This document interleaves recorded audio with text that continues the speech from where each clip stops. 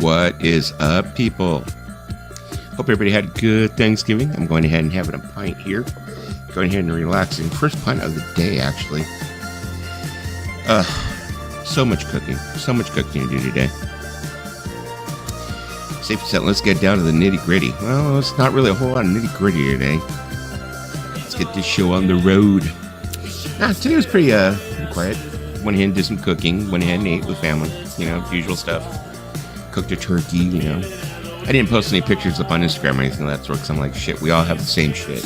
So why am I going to post pictures of my turkey and my mashed potatoes? You guys have all got mashed potatoes and turkeys of your own, right? Unless you guys are in, you know, the UK or something of that sort. And 3 different countries, and, you know, today's not Thanksgiving for you guys, so. But finally got the kitchen all clean, got everything all squared away and put away. Yeah, my daughter had to leave to go ahead and have Thanksgiving with her boyfriend and his family. So now it's my downtime, quiet time, nothing else to do, so I figured I'm going to go ahead and I'm going to go live and see what everybody's up to, see how everybody's chilling, see how it's hanging for everybody. You know, what is up, AZ Mick? What have you been up to? How was Thanksgiving for you? How were things out there in Arizona? I know my son was in, had his first Thanksgiving of his own with his own family this year, where he had to take care of everything. Yeah, it was interesting. So, yeah, I'm assuming it was interesting. So, hey, what's up, Belle? Hey, everyone, happy Thanksgiving. I made a chuck roast and potatoes, carrots, wine, and red yellow rice. Ooh, sounds good. I had a couple of Costco pies. Yeah, we had a pumpkin and we had an apple. I forced myself, it's such a fat kid thing. I forced myself to eat a piece of like pumpkin pie even though it was full. So, forced myself to do it. Because I was like, I'm not going to let the whole thing go to waste. I'm not going to not eat it while it's fresh. I mean, these things are freaking huge, like as big as fucking UFOs. So, what is up, Tim? Hey, Dusty, like white wall tires, holidays should be optional. Yeah, holidays, or should family be optional? I don't know. You know, depends, I guess. What is up, AZ? Mick Bell says 29 degrees here in Chicago. Yeah, you guys, oof. I heard Chicago winters were brutal. I heard they are brutal. I heard that you actually get like, that you guys actually get like wind burns on your face out there. Yeah. Yeah, so. I'm at work right now, but I did have some turkey earlier. Are you one of those unfortunate retail workers that has to work Black Friday? I mean, I thought they were kind of eliminating Thanksgiving night, and they were actually pushing it to the next day now. Because it was something that we're starting to do, I think. Yes, I am doing 80s new wave. I'm going back to my original cheesiness. Hopefully none of these songs get me in trouble, but you know, whatever. I'm thinking all the other songs have been getting me in trouble, so maybe these shouldn't. So, is that the real Tim Allen? I saw an impersonator of his earlier today. There's an impersonator out there? There is a fake Tim Allen? Prime rib coma. There you go. Say, yep. Okay, you're not in retail. Okay, well, I mean, I know, I think that's... You know, I think actually nowadays, I think most companies they're not really considering like acting like not really acting like Thanksgiving is like a holiday. It's like they still like go ahead and work as usual, I guess. Less and less companies are like recognizing it, I think. It's starting to happen, so. Lisa, hi, Bow, I love this song. Hey, Lisa. I woke up to our first snow this morning. And I know that means that's like start of your like major season over there, Tim. I mean, Buffalo, like, you guys get a lot of freaking snow, don't you? Buffalo, New York. Hi, Mickey. Bell said, this is my music. Let me see. Hi, Timmy, my favorite Timmy. There you go. Dan, hey, Dusty, you have a big show carved out tonight? Not really. I just decided to come up here because I know that, you know, I didn't really see if there was anybody else on. So I was like thinking, okay, well, let me go ahead and schedule one. I figure usually Thanksgiving is the night where everybody ends up taking the night off, you know. But I knew that after a certain hour I wasn't going to be doing anything, so I was like, you know, I'm just going to be sitting here with myself, having a couple of beers, doing the same thing I'm doing right now. You know, everybody went home. You know, all the family went home. All my friends went home.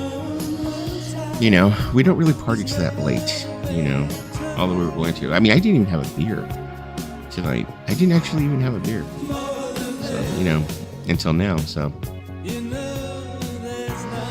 sure. Go ahead and send them out to me. Send them out to me a little bit later. Tonight I am doing like 80s, like new wave type stuff. So, you know, but I mean, yeah. After, you know how I am. After a couple of these, I'll play anything. You know, so you know how that goes. You know. 73 degrees here today. Perfect weather. Nice. We ate at 4:30. Yeah, same thing here. It was like a 3:34. I did most of the cooking because my daughter and my kid's mother, they had to work till 3. So I had to do most of the cooking, actually, almost all the cooking. And I had everything ready by like 3:30. You know, luckily, Mama taught a boy to cook, so I can cook it. So, hey, Dan. Play that Adam Sandler song and Alice's Restaurant. I was going to play Alice's Restaurant. I had found a version of it, which was by Arlo Guthrie when he was older. I think he did it at Live Aid. I forgot how many years ago. And I was going to play that out. I was like, you know what? But that's everybody's doing that. You know, I'm like, everybody's doing that, Arlo Guthrie. What I also had planned, too, is I was going to actually do a private stream. I was going to tell everybody that I was going to go over to Twitch, and I was going to play the whole movie, because I have the movie, you know, Alice's Restaurant. And I was like, let's go over there and watch the movie together and just chat or whatever. But I was like, you know, people are skeptical. They don't want to, like, start up a new program and stuff, and a lot of people don't want to go over to Twitch. It's always kind of a pain in the butt to get people to go over there and hang out. My kind of music. There was some actor guy posing as Tim Allen back in the 1980s as well. I was watching something on the news where they were saying, I think it's the comedy, the Laugh Factory here in Los Angeles. They do a Thanksgiving dinner for the homeless, and he was going to be performing and feeding the homeless this year. So yeah, I was watching something on Channel 5 News, I think it was. They're saying that. Hey, AZ. I did all the cooking. Yeah, me too. It's like, yeah, I pretty much did it all, you know. I pretty much did it all. Edgemel, they were on Psycho Platters using your name. Really? Interesting. I've never really come across any, like, fake Tim Allens. I did when he had done that thing where he kind of, like, disappeared for a little bit. I remember there was some fake Tim Allens out there who were just trying to mess with us. Let me see, Groovy's Law. We ate at 5:30. I see the movie. It's not bad. I watched a little bit of it. I've never watched the thing in full. And I was kind of like, I was not impressed. I mean, I've never been an Arlo Guthrie fan. I'll be perfectly honest. Freaking shoot me. But I've never been an Arlo Guthrie fan. You know, bad. Arlo Guthrie did the full version of Alice's Restaurant on PBS a few years back. He had 16 fucking minutes. It's like 16, 17 minutes or something like that. That's what he did at Farm Aid. At this Farm Aid thing. He like did the whole 17-minute version of the fucking song. Let me see. Tim Allen's best role in the movies was Man, according to Doc. I could have sworn it was the Santa Claus. I'm more of a Santa Claus fan myself. Santa Claus, you know. Lisa did prime rib. She always has to be different. She couldn't just do turkey like the rest of us. You know. Hey, what is up, Aaron? What is up, Mr. Bizarro? I hope your Thanksgiving was awesome. I hope you had plenty of turkey.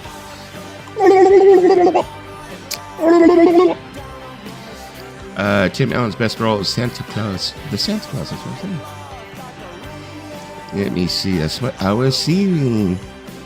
Hello and happy Thanksgiving. I did all the cooking too. Just finished it. Now it's time to eat. Have a great night, everybody. Dave, happy Thanksgiving to you and Jen and your son also. Hope you have a wonderful evening. Come back to visit us later if you have a chance. We shall be here. It was my choice. Mom did it. Good evening, Patty. How you doing, Chef? What's happening? Let's see, Aaron. What's up, Aaron? Hey, Dave. Dave's not here. No, I was kidding. That's Dave. Great, no, Dave's right there. So, if it wasn't my choice, it would have been Han. What, Han Solo?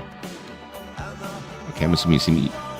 Okay, doubling down on it. Han. Okay, Han Solo. Yeah, I think I knew that's what you were saying, Lisa. Ham. Hey, what's up, William? How you doing? Long time no see. Where you been? How was your Thanksgiving? Hopefully it was well. It was good. It was good. Tim, I love that movie. Fahrenheit. Yeah, so like I was saying, it was a pretty quiet evening. It was a quiet evening around here, quiet afternoon. We usually only do Thanksgiving with immediate family, and we'd have maybe a couple of friends over. That's about it. We don't really do the whole big family thing. We don't usually have my mother and father are dead, so we don't do that anymore. I don't really have too much communication with my uncle. He is not to go into politics, but we know what we're talking, and he's really over opinionated. So we kind of avoided that this year. And, so did a pretty quiet thing. We'll probably deal with all that on Christmas, Christmas will be the one holiday where we deal with all of that shit. So, Tim Allen said, "Oh, it's now time to drag this out again. Die Hard." I watched it a few weeks ago. No, it is not. I'm sorry, it is not a Christmas movie. It is not. It's not. I will die on that hill. I will die on that fucking hill. Let me see. Hey, Hot Frog. My dad had good Thanksgiving. No one fought. Sweet.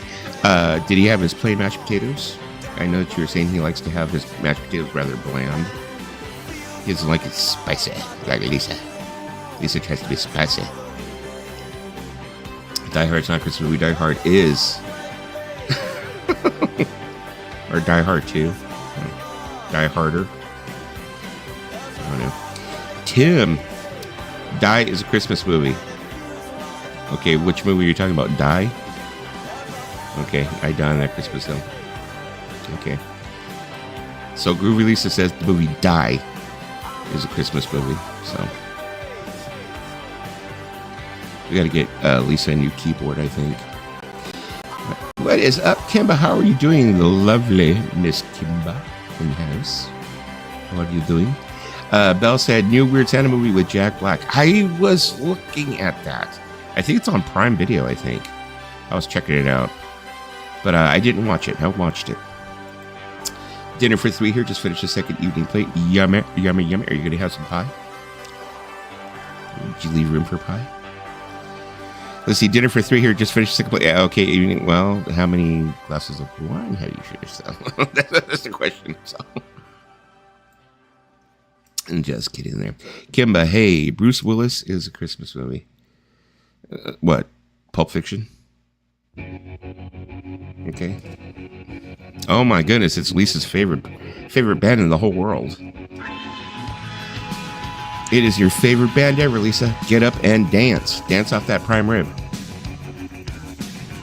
Kimba, Mick. Hi, Dusty. Who needs to go to bed early? No, I don't. I don't have anything to do until next week. So yeah, not till next week. Drank so much apple cider. He's mixing. Hi, Jeff. Yes, for apple pie though, you have to have a dessert wine. What is a dessert wine? A Cabernet Sauvignon? Is that a dessert wine? A Cabernet? Okay, red wine goes with fish. A Cabernet goes with dessert, I think. I'm a fucking uncultured swine. I'm so uncultured. I had 4 for dinner. For me, I drink beer with everything. So, yeah, my favorite coupe of all time. Well, we know. Hi, AZ. Morrissey. Yes, it is. I like them more than Journey. You're so funny, Elisa. You're so funny. She's telling a joke. She freaking hates the Smiths. And I have a bunch of Smiths right here. I should do like one of these. I'm going to do a stream one of these days where I'm going to play nothing but Smiths. And I'm going to make Lisa sit up here with her mic off and listen to every single song I play. Sounds pretty cool to me, I think. All right, Kimba. Costco pumpkin pie hits so good. Moscato, or I don't even know how to pronounce that. See, that's the reason why I need you around pipes. You need to, teach me some culture here. You need to teach me some culture. Let me see. I thought red goes with red meat. That's what I thought. Yeah, well, I just wanted red one with fish. Which one goes with sex? Anyone. There you go. Anyone goes with sex. At least you like pumpkin coffee too. She's, I think Lisa is a pumpkin spice girl. I think she is. Journey Smith. There we go. Remind me so I don't watch it. Okay. Did you finish all your mac and cheese, Lisa? She's probably still eating mac and cheese. She's gonna be eating mac and cheese for like the next week. You know what's good? No, that's a nasty joke. That's a nasty joke. I was about to say we're gonna hear like stirring of mac and cheese for like next week on streams. Squish, squish, squish, squish. Let me see. I like Lawrence Welk more than Journey. Tim keeps it old school. Moscato. Vodka for sex. Vodka's another thing. It's like beer. It goes with anything. Can go with anything. Pumpkin yum. It came out wrong. Uh-oh. It's the cherries. Bizarro's pulling. Kimba and Bizarro pulling out the balls. I know that's code for balls. That's code for testicles. There you go. You need a partner for sex. Yeah, but, you know, also a good vodka and a good, you know, bottle of wine. Maybe a good vintage, you know. That could sweeten it up a little bit too, so there you go. Let's see. Oh, see. Bizarro's doing his testicles. Happy Turkey Day, Dustino. Happy Turkey Day to you, Black Quicksand. I hope you are feeling good. You were doing well. I hope you and your wife are doing well. Hey, Quicksand. Let me see. Jen B-Sides, how are you doing? How are you and your husband? Did you have a good Thanksgiving? You guys eat plenty of turkey? Gobble, gobble, gobble. That's my turkey. That's how I do the turkey. Okay, let's see. Lisa, you just need a machine bell. That's what a lot of women say. Have you guys heard about this new thing? It's like, you know, I'm not trying to get political here, but there's supposed to be this thing that's going around that actually started in South Korea where women are going to be holding back sex. So they've like already sworn off dating men, sleeping with men for the next 4 years of this administration. Wow. You know, not fair to the rest of us guys who like freaking voted the right way. Why should we not get any? You know? Hello? No, I mean, I didn't vote against women's reproductive rights or autonomy. Why should I go without? Not fair. So it's not, if not, you need batteries. Very powerful batteries, actually. Hey, Jenny. Quickie Jen. Let me see. Jenny and Dome. Yes. Not me, that silly. Just do that weird movement. I mean, it makes sense to me why they would do it, but I think it's kind of idealistic. But, you know, there's a lot of people that took a lot. I mean, I understand they took it hard. No pun intended. But yeah, I get it. It's like I feel like they want to do something. You know, it's like they feel like they need to do something. So I mean, I get it. So.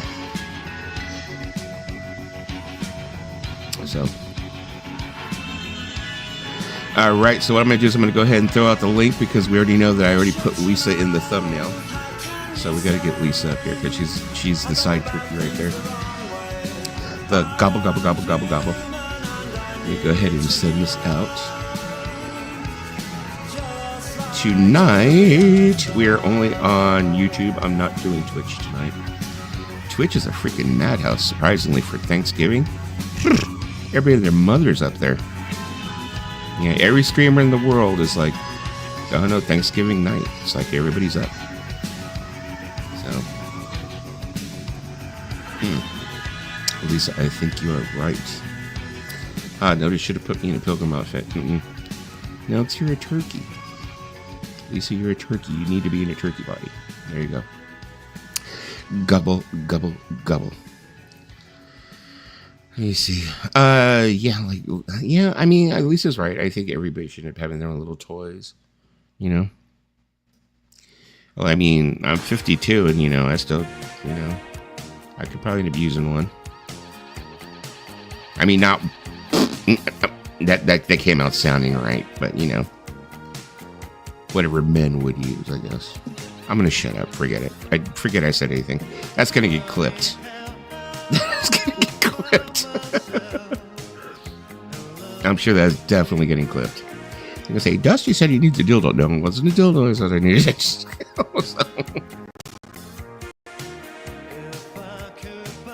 yeah. Although we do have a place out here in California, since we're on the subject, we have a place out here in Los Angeles, actually in Hollywood, called the Pleasure Chest. And I have probably talked about this on streams before because I think it's a pretty awesome place, you know. But speaking of, as soon as we're gonna start talking about dildos, who comes into the house?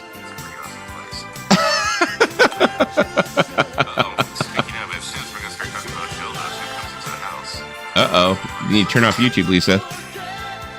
I think you have YouTube on. Oh wait, do I have? No, I have it on my phone. That's why.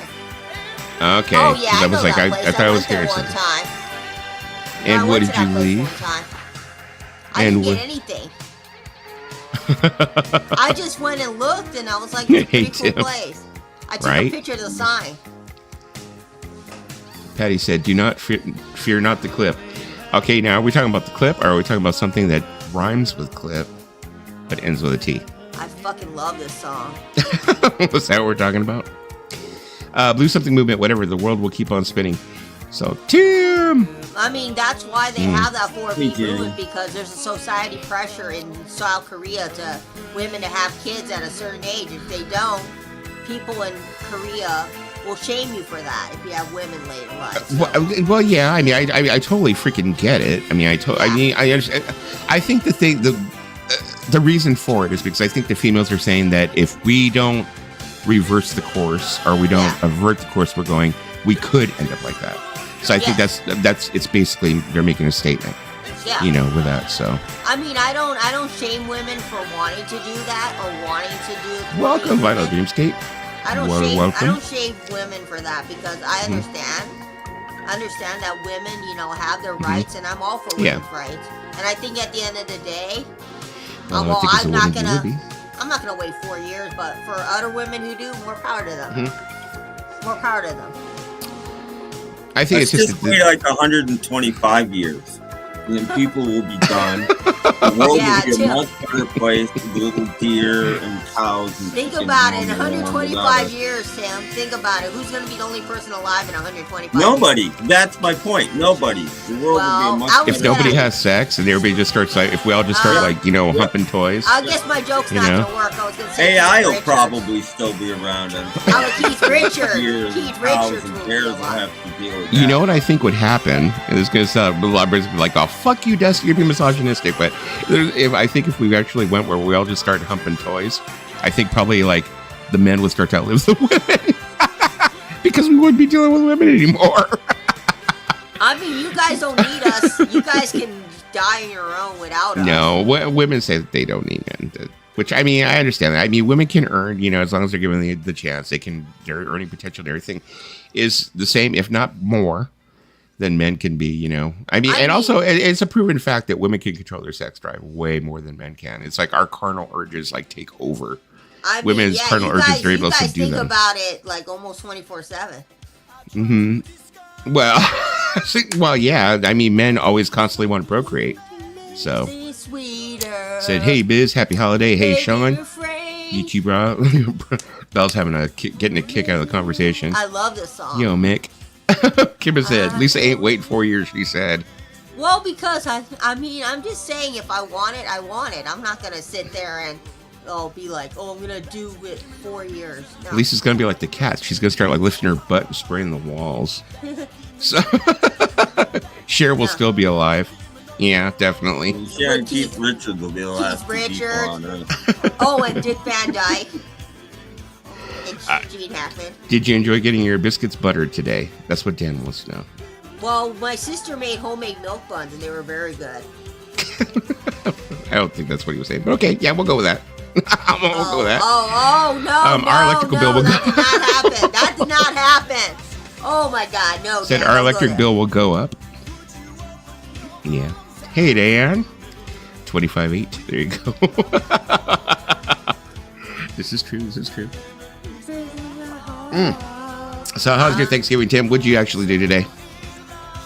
Oh, I don't even want to talk about it. I don't think I said 10 words, or 10 words were sent to me the entire Thanksgiving. I don't understand why I have to go.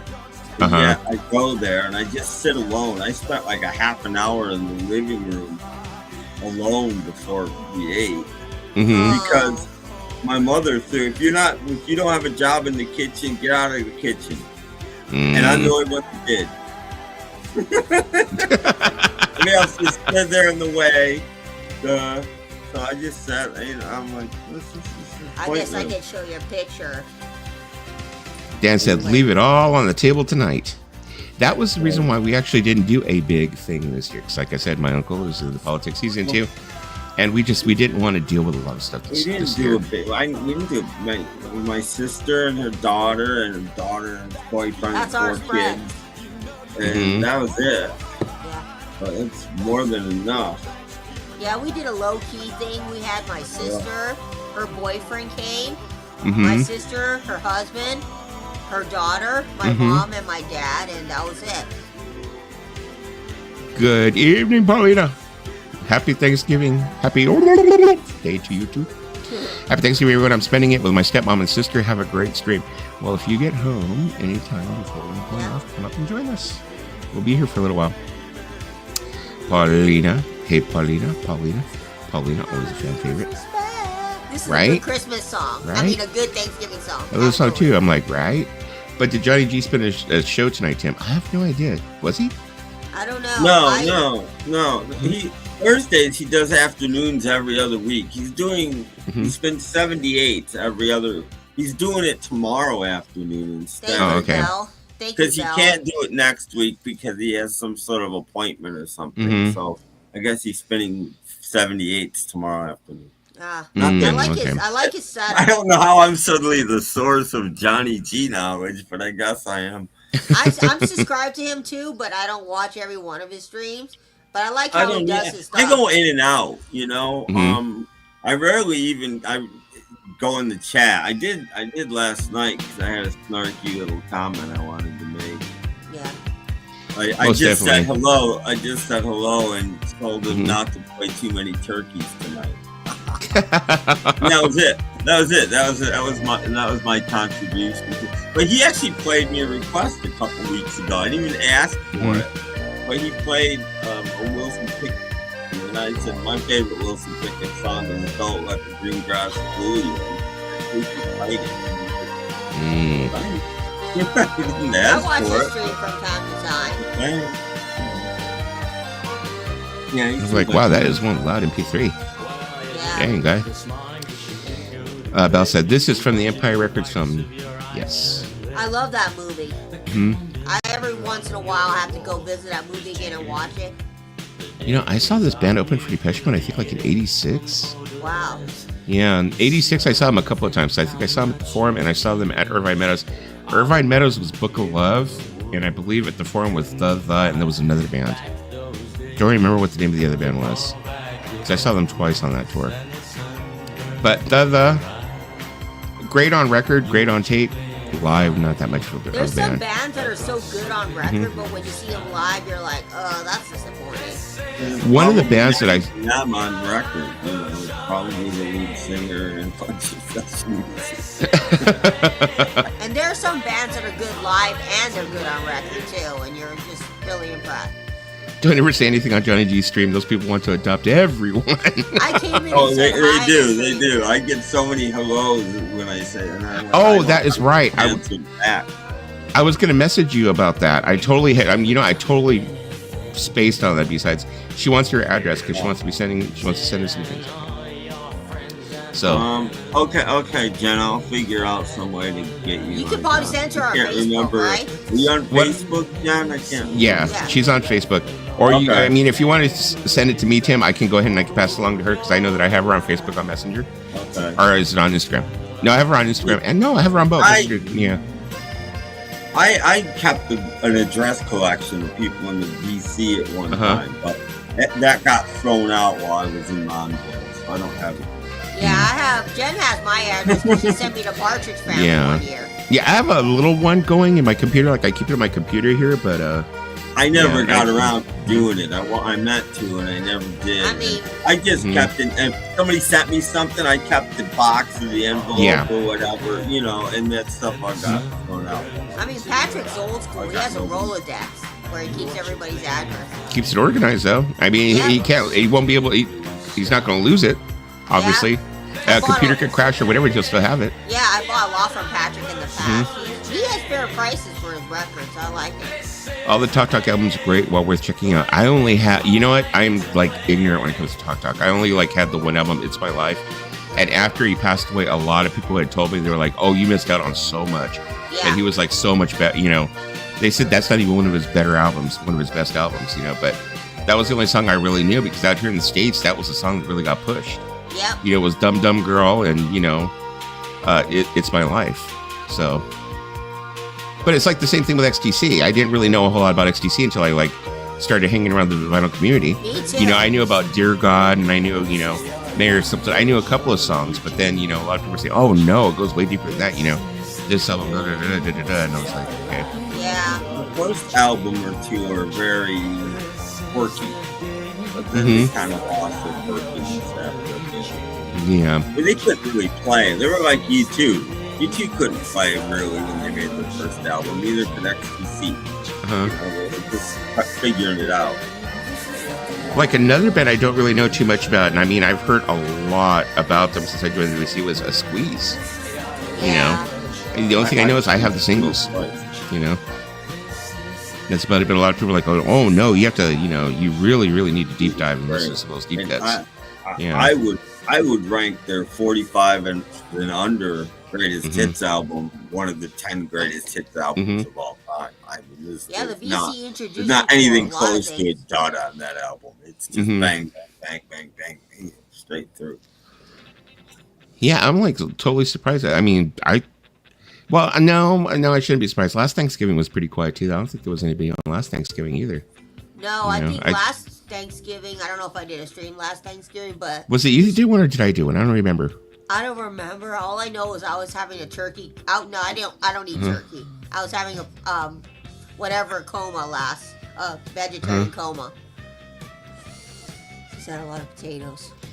Puppy Vinyl said, I'm on a huge Manfred Mann's Earth Band kick right now. Yeah, there are some bands or some artists that the vinyl community really like. The vinyl community, I remember one time someone was like, "Oh, you got to get Blood on the Tracks by Bob Dylan." So I went to the record store and I found it for $9 because the recommendation of the vinyl community. And you know what? It's not a bad album. The vinyl community does. It's Dylan's divorce album. Yeah, I got it, and it's a good album. It's a sad album, but you know what? Dylan from the '70s, some of it is actually not that bad because I'm more of a Dylan fan of the '60s. But I bought it per the recommendations of, I think, was it Dotson Loops? It was somebody in the VC. Oh, I got an old relic I got to show you. You guys probably have this. I don't know if Happy you do. TJ Day. TG Day? I found this, and I got to show you guys it. Definitely, Patty. I love this freaking group. Love Plus One. I mean, same thing with this album. I think Pelicans West, only on my half of them. Haircut 100. But them, I've never really heard of anything else besides Pelicans West. So. Uh-oh, what's Lisa digging into? If she comes back with some kind of Josh Groban, I'm kicking her off. I'm going to kick her off. I was like, Lisa, that's it. You are in freaking stream jail.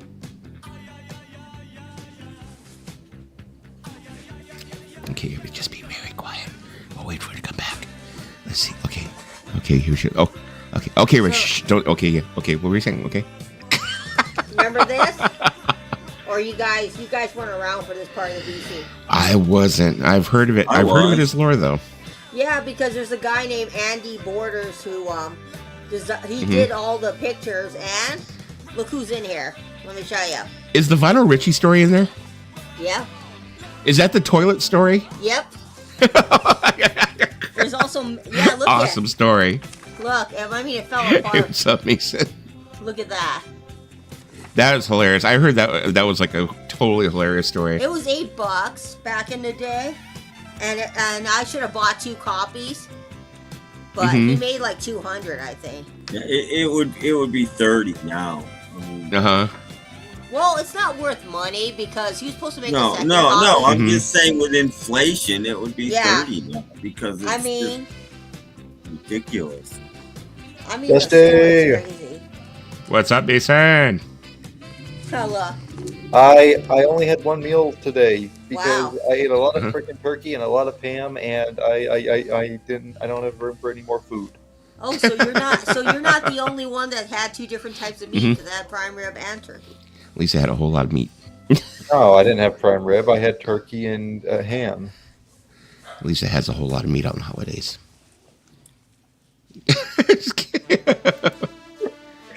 Read that. Metal Mickey? It says on the subject of you too. He said he likes Boy October, Under a Blood Red Sky. Good albums. I was trying so hard to be myself. I was turning into somebody else. Well, Metal Mickey is actually a person in the BC. Oh, I love the song. You know, let me go ahead and make sure I write this down so I can get to it later. And here it goes. Oh. Okay, there we go. I've saved it so I can get to it later. You know what's so funny is Fred today played Alice's Restaurant by Arlo Guthrie. That's the same band, Dan. Baby Grand turned into the Hooters, didn't they? Or is Baby Grand Huey Lewis's band? I get them confused. It's one of the 2.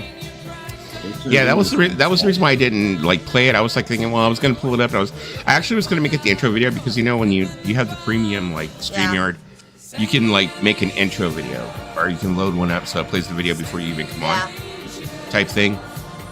And I was like, okay, well, let me put that. And then for one, I was going, if I put a full 16 minutes of him playing this song, before the 16 minutes are up, it's going to get blocked.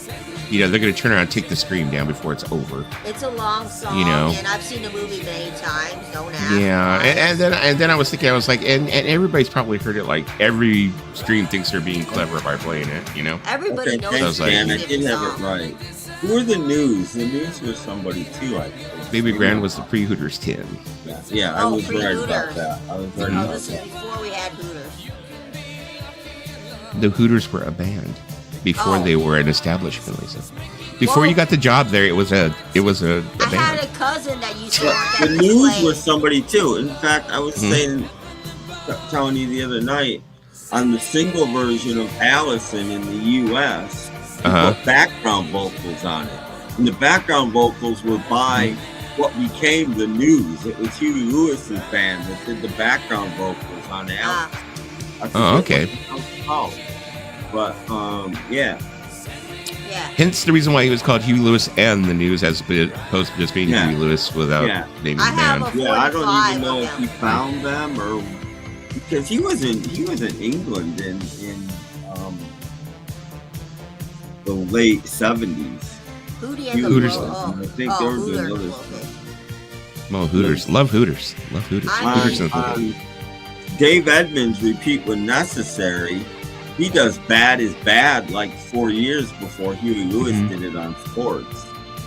And it's a Huey Lewis song, and Huey Lewis is playing harmonica on the Dave Edmunds. Maybe it's just me. Maybe it's just me, but I always come across this album at the thrift store, Year of the Cat by Al Stewart. I don't know why. Very common. I'm starting. I've been noticing actually for years now that it seems like their records are like baseball cards in some ways. Yeah. It's like you have your commons and you have your rares, and you know what the rare records are, but you do have your commons like that. I would think it would probably end up being when Tim is making comments where he will mention a certain record and be like, oh yeah, you wouldn't possibly be able to get a copy of that. They only made so many millions of it. And I think that would make it a common. Yeah, what I mean? Sports by Huey Lewis. I've seen so many copies of it, and I bought one just to have for the collection. But I've seen it everywhere. I even bought my friend a copy of Sports. Like Thriller, that would be a common. Yeah, Clover. Clover, that's the band I was trying to think of. Clover. is doing the background vocals on Allison on the 45. Also Minute by Minute by the Doobie Brothers. Yeah, that's another one. And also Living on a Fault Line. I come across all the time. Yeah, Living on a Fault Line. Yeah, there's certain albums like you just Eagles albums, you constantly come across those. They're beat to hell. I mean, I'll be perfectly honest. Most of the records that you come across like that you would probably take them, they are beat to hell. No, for you know. And I don't even disagree with the Beatles that say this new box set is pointless because you can go out in the wild and find decent copies for the same price or cheaper and they're originals. I don't disagree with that.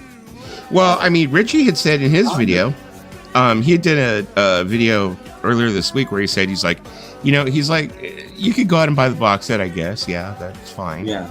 He's all, but if you like basically if you aren't lazy and you're willing to look, you could find them cheaper than that. You can find originals, in decent shape. In the box set, picking them up by themselves, you might still save a little money. But if you want really minty, nice copies, no, well, you can pick them up by themselves and skip Beatles' story and save yourself actually. Well, I mean, like Joe over at Port of Sound, I was telling him about it. I was talking about the box set because, my kids do this thing where they end up asking me what I want every year for Christmas. And I was like, well, maybe I'll ask for that box set, because they get me one big thing. And I was telling the guy at Port of Sound if he was going to have one. He turns around and he's like, oh, why are you going to do that? He's like, oh, dude, I know like 50 record stores where I can get you a copy of the Beatles story for like $5. Even he told me, like, why are you going to do that, dude? I mean, if you're going to get I would buy them separately and skip Beatles story. Yeah. Get the Target variant of Meet the Beatles. No point. Because if you buy them all separately, even at $30 a piece, you're only spending $180, not $360. I mean, at Walmart they were like $29, I think. I mean, to tell you Dave the Edmunds truth, never got into him. I love Dave Edmunds.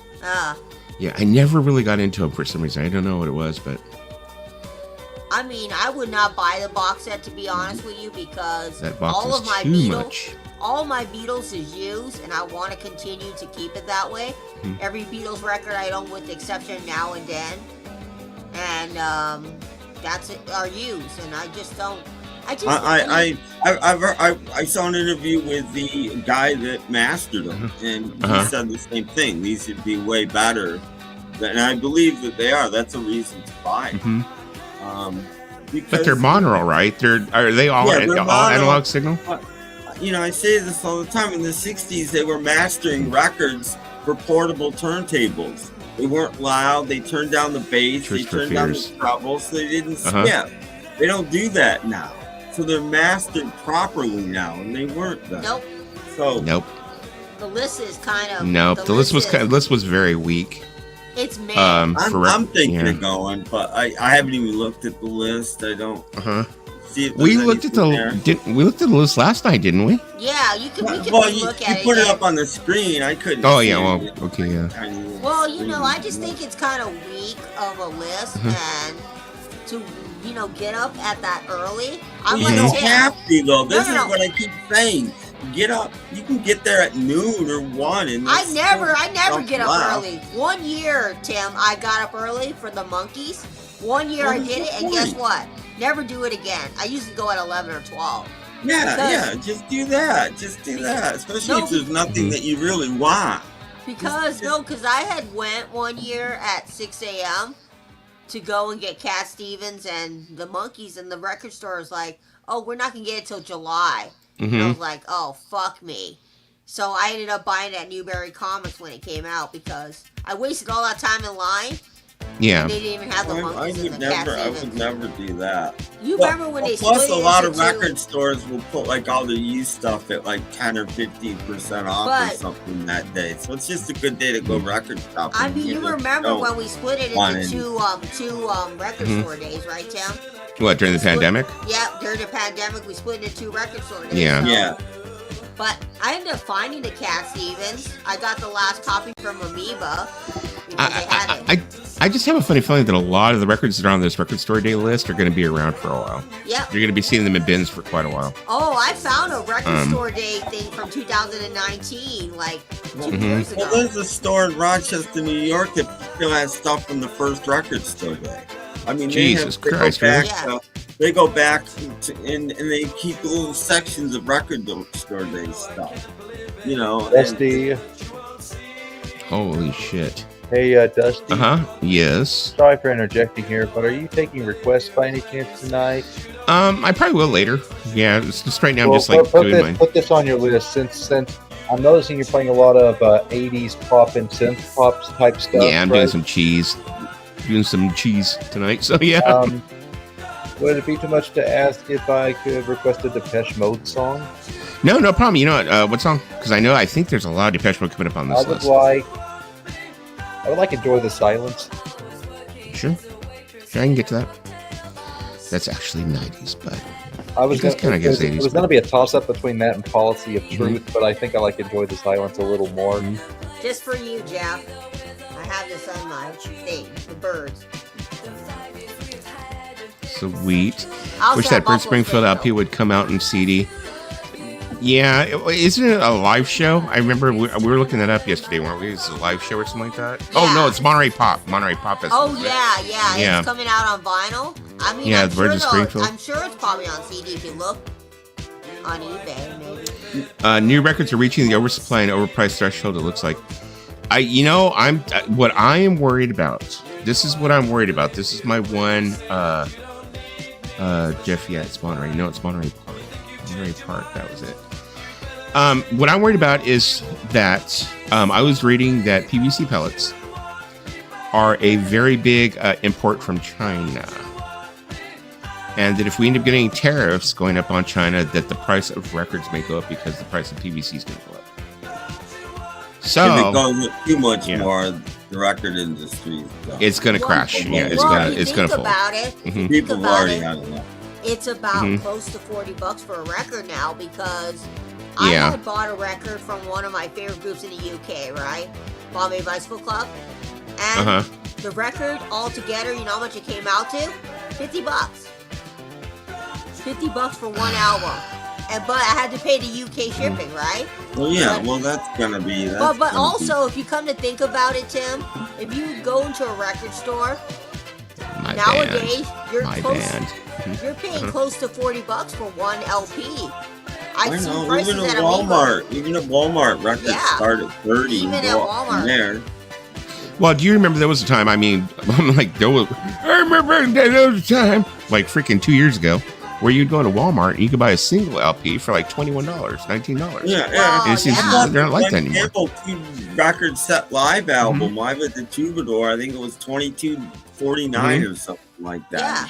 Now a single LP, now for a single LP, a single album is like $34 already. Yeah, and then a double LP is close to $60. Yeah, it's ridiculous. It's not ridiculous, and I blame some high profile things that came out, and people just went with it. Nobody complained. I mean, like Adele. I mean, Adele. She should go down in history as that she really did do some damage to the vinyl. Well, trade. Then again, I'm gonna quote Tim. It's not her doing; it's the record company. Yeah, it's never her doing. But I'm impressed, Betty First. And then Give Me Some Truth. John Lennon 2 record set came out. That had a list price of $70 on it. It was a 2 record set. That is a fucking great album. I want to get Meantime. Definitely, I want a repress of that. I just think nowadays. Happy Thanksgiving. Most people are gonna probably buy used records because the price of new records is ridiculous. Out here in California, I mean, to tell you the truth, I mean, like we don't get $15. Nope. I've never come across it. Never. Same ones that they had for months now. They're still sitting there. They've been picked over, and once in a while, a couple more get bought. But the same records have been sitting there. I bought 3 or 4 of them. Like William, he finds a lot of the $15 ones, but you got to admit, if you watch his videos, he puts in the work. He does a lot of the driving. And he probably puts in a lot more work than most of us would. I looked at 2 Walmarts. My local one, and the other one didn't have hardly any records at all. They didn't have any $15 records. Yeah. But we don't get those kind of deals in California. That's all I've got. Hardly. So, but unlike, I like Target because Target will mark something down, and then a week or two later they'll mark it down again. A week or two later, so they'll mark it down again. Doesn't happen Walmart will mark it down once and just let it sit there and rot. I don't know why we don't get that in our Targets. Our Target, you have to pay full price. Dan wants to know, Tim, was traffic a nightmare today because of the snow? No, the roads were clear. They don't really only stuck to the grass. And, I'm sure overnight it probably stuck to the road a little bit, but by morning it melted off the road. No, it was fine. It was only like one of those then. We got an inch. It's gone now. It's raining now. It's been raining for hours now. Yeah, I got to get a pressing in meantime. I don't have one. I remember I saw them play that album in its entirety when they opened for Ministry back in like 1990. I think it was for like the Psalm 69 tour. Yeah. They went ahead and they played it in its entirety. Oh, freaking IP's already getting to me. He's gonna gobble, gobble. Gobble, gobble. Betty would be great to have that CD for $2. It's hard to beat. I bought the CD for like $1, I think, of Betty. Yeah, I think I got it for like $1 at Salvation Army. Because Goodwill fucking sucks for CDs, you know. And I think it's going to turn around and bite the major record companies in the butt. The majors are charging like $40 an album, but the independent artists are still charging between $20 and $25 for an album most of the time. They haven't gone with the raising price. Yeah, and out here, Savers is considered a more and more people are going to find independent bands and buy their records. And, you know. Yeah. Buy new guitars. Dude, I saw that guy. Just got distracted by a live streamer called Sasquatch in Space. He plays sax in a Bigfoot suit in front of a green screen. I just recently discovered him a couple of nights ago. 172 people watching. It's crazy. It is crazy. I know. You totally like, you get hypnotized by him. When he starts playing, you're kind of like, I think it's a saxophone. Yeah. A saxophone's just a sexy ass instrument. Oh, I love which I really wish I had played that instrument instead of the trombone. Yeah, Sasquatch is fucking awesome. Saxophone. When it snows 3 inches where I live, the whole area is paralyzed. Yeah. Our Savers out here is thrift stores. There's one in Arcadia, and that thrift store is fantastic. They have a lot of good selection of clothes. But yeah, we don't. We don't have our Savers are thrift stores out here. I don't know about in other parts of but out here, Savers is a thrift store. That's what it is everywhere. Well, I don't know. You have Savers in your area? No, we don't, but I know what they are. They're I love this song. Hold on just a minute. I'll be right back. Did you get the turkey coma, Tim? No. No. Usually when you eat too much turkey, you like want to fall asleep. $20 for a live show ticket? Where is that? Because out here in California, shows are at least $100 a person for back row.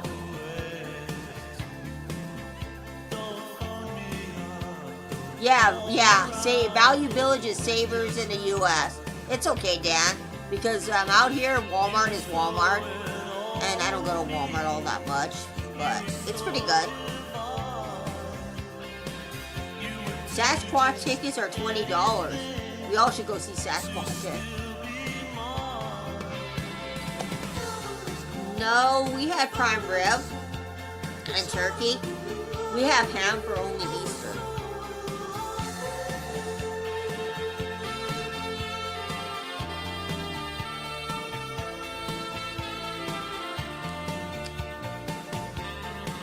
Yeah, my sister almost made yam for us.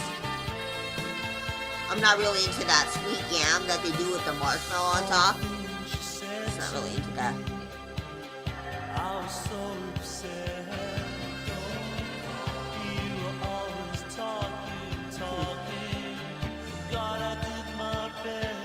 You can find good stuff at thrift stores. Yeah. Our friend Tim here found a bunch of Donovan for 50 cents, and I'm still kind of wishing it was me, but hey. I think I have the whole Donovan collection. You do. I was like jealous. I was telling my sister, my friend found all these Donovan. Why can't that happen to me out here in California? She goes, dude, you live in a rich area. They're not gonna give you 50 cents. Ham it up. And some of them mono and stereo. Nice. I mean, I got a lot of Donovan, but I don't have the whole collection. I'm probably missing one or two, but not more than that, I don't I'm thinking what I have off the top of my head. Hurdy-Gurdy Man. The one I can't pronounce, Barjanago. I think. Barbabagital. Barjago. Well, it's a mouthful. The live album. Oh, I love this song. The only Donovan album that Lisa doesn't have is the one that has Mellow Yellow on it.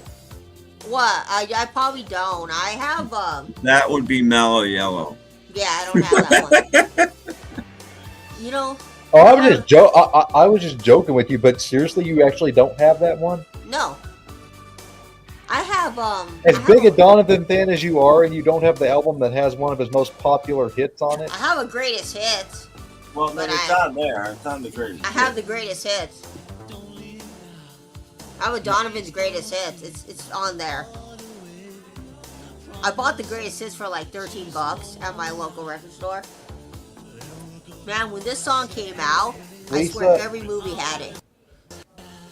Lisa, what you just admitted to is basically like saying that you don't have the album that has Last Train to Clarksville on it. I do. I have all their albums. I have all of the Monkees discography. I bought it at Record Store Day. Okay. Is the music still playing? Yep. Okay, because my mic got freaking disconnected. I'm like, oops. So maybe bring out that box. Now you're playing music that I hear in my store. I don't have Mellow Yellow right here, but I do have it. Well, you know, I was at the record store, Mason, and I saw, you know, the greatest hits for $13, so I picked it up for Donovan. Oh, I keep finding them at thrift stores. I have 3 or 4 copies of the greatest hits. Well, my thrift store is where the rich people shop, so Donovan is too highbrow for them. Yeah, once in a while, it's like, the thing is, you know, to tell the truth, Vinyl Dreamscape, is I used to do 80s all the time. And I think it was just too much. I was doing it too much. So I pulled back, so I figured, tonight I'm going to go ahead and do it. Yeah. Sasquatch is playing live. $20 tickets. Wait, is he playing here in LA? I don't know, but I'm freaking gonna look that shit up. $20, I'd go see him. Sure, $20. Hey, if he's playing in LA, man, I haven't been to a concert. I missed out on Yams this year. I don't like Yams. I'm not a Yams person. Wow, that's Sasquatch? Oh, okay. That's cool. Wait. Hamming up, Aaron. I love ham, but usually I do ham on Christmas. So. I do ham on Easter. I'm gonna think they were the Yams. Sure. Hold up, where's Sasquatch playing? Thrift stores here in Oakland are hit and miss. Out here in California, it's like Salvation Army. I think is like your best bet because Goodwill, they take the best of the best. They take all the good shit and they put it online. Yep. You do not get to it at all. Place to go. Well, not my Goodwill. My Goodwill keeps some of the good shit out there. Ooh. If you have Donovan's greatest tits, you have Mellow Yellow. Well, yeah, Mellow Yellow tits? I'm like, is that what we're talking about here? Oh, that means you have liver disease. This is total grocery shopping music. It is now. I mean, like when you like out here in California in LA, if you listen to K-Earth 101 back in like the 80s when I was a kid, it was all 50s and 60s. Now if you listen to K-Earth 101, they're playing freaking Depeche Mode. So I'm fucking like, gotta accept my fucking ages. This is Brat Pack music. You know? This was in every like Brat Pack movie. I agree with Patty. Patty's my soulmate. There you go. Yams suck. Okay, when you start playing Camper Beethoven on 80s night, you've gone into city limits. Let me see. This song will forever remind me of Molly Ringwald, most definitely. Of course, Pretty in Pink. Oh, here we go. Mm-hmm. I'm gonna put this in the comment in case anybody in LA. Goodwill.com. I mean, there was a time where you would go into Goodwill, especially the Goodwill that I would go to, the main office, or the main store that we have out here, and you could go into the electronics section. You could buy like CD players. I mean, I'm talking like single decks, you know, like vintage like Sony's, for like $20-$25. Nope. Now if they interview something like that, it's like they have a whole crew of people that know what it is, and they go ahead and they put it up online on fucking Shop Goodwill, and you have a bunch of audiophiles fucking trying to go after it, you know, and they're all freaking outbidding each other, you know, for something they got for free, and you got them fucking bidding each other for a couple $100, making it go up.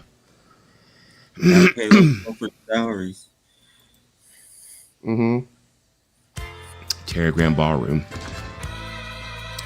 April 2nd, $33 to see Sasquatch. $33. How come we have to pay $33 and you pay $22? That's outright. Camper Van Day, $2.99. Down there, Magic Man cover does it for me. I love this song. Goodwill's of Southern California are a waste of time for records. Yes, definitely. Exactly. They definitely are. And welcome to the channel. You don't even know how many times I've gone to Goodwill and found, one time I went to a Goodwill and they had all this 80s stuff, and this guy was like guarding the records. He was like, "Those are my records. Don't you dare touch them." I've had that happen to me too, where I've gone in there, I was like gonna go look at them, and you have one person who's got a couple of boxes, and they're like hovering over it. And then when the guy was done, I was like, "Thank you, sucker," because he left behind Billy Joel's glass houses. I guess, and I was like, "Well, I'm taking this Billy Joel with me." Yeah.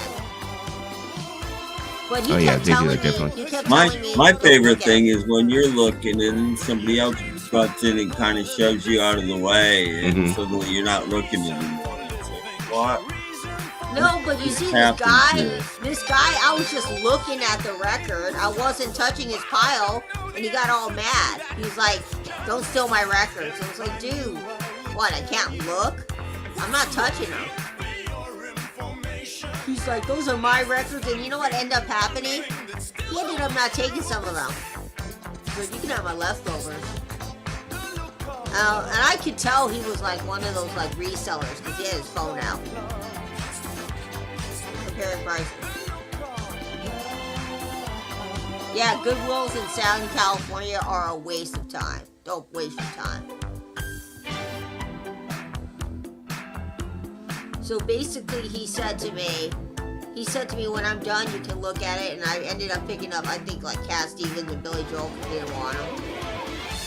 But they had stuff like the Pet Sounds. They had Men at Work, Cargo, and some other 80s stuff. There's a lot of 80s.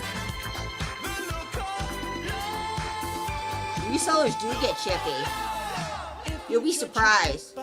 Don't touch a man's pile. Yeah, I know some men get very up in arms about their records.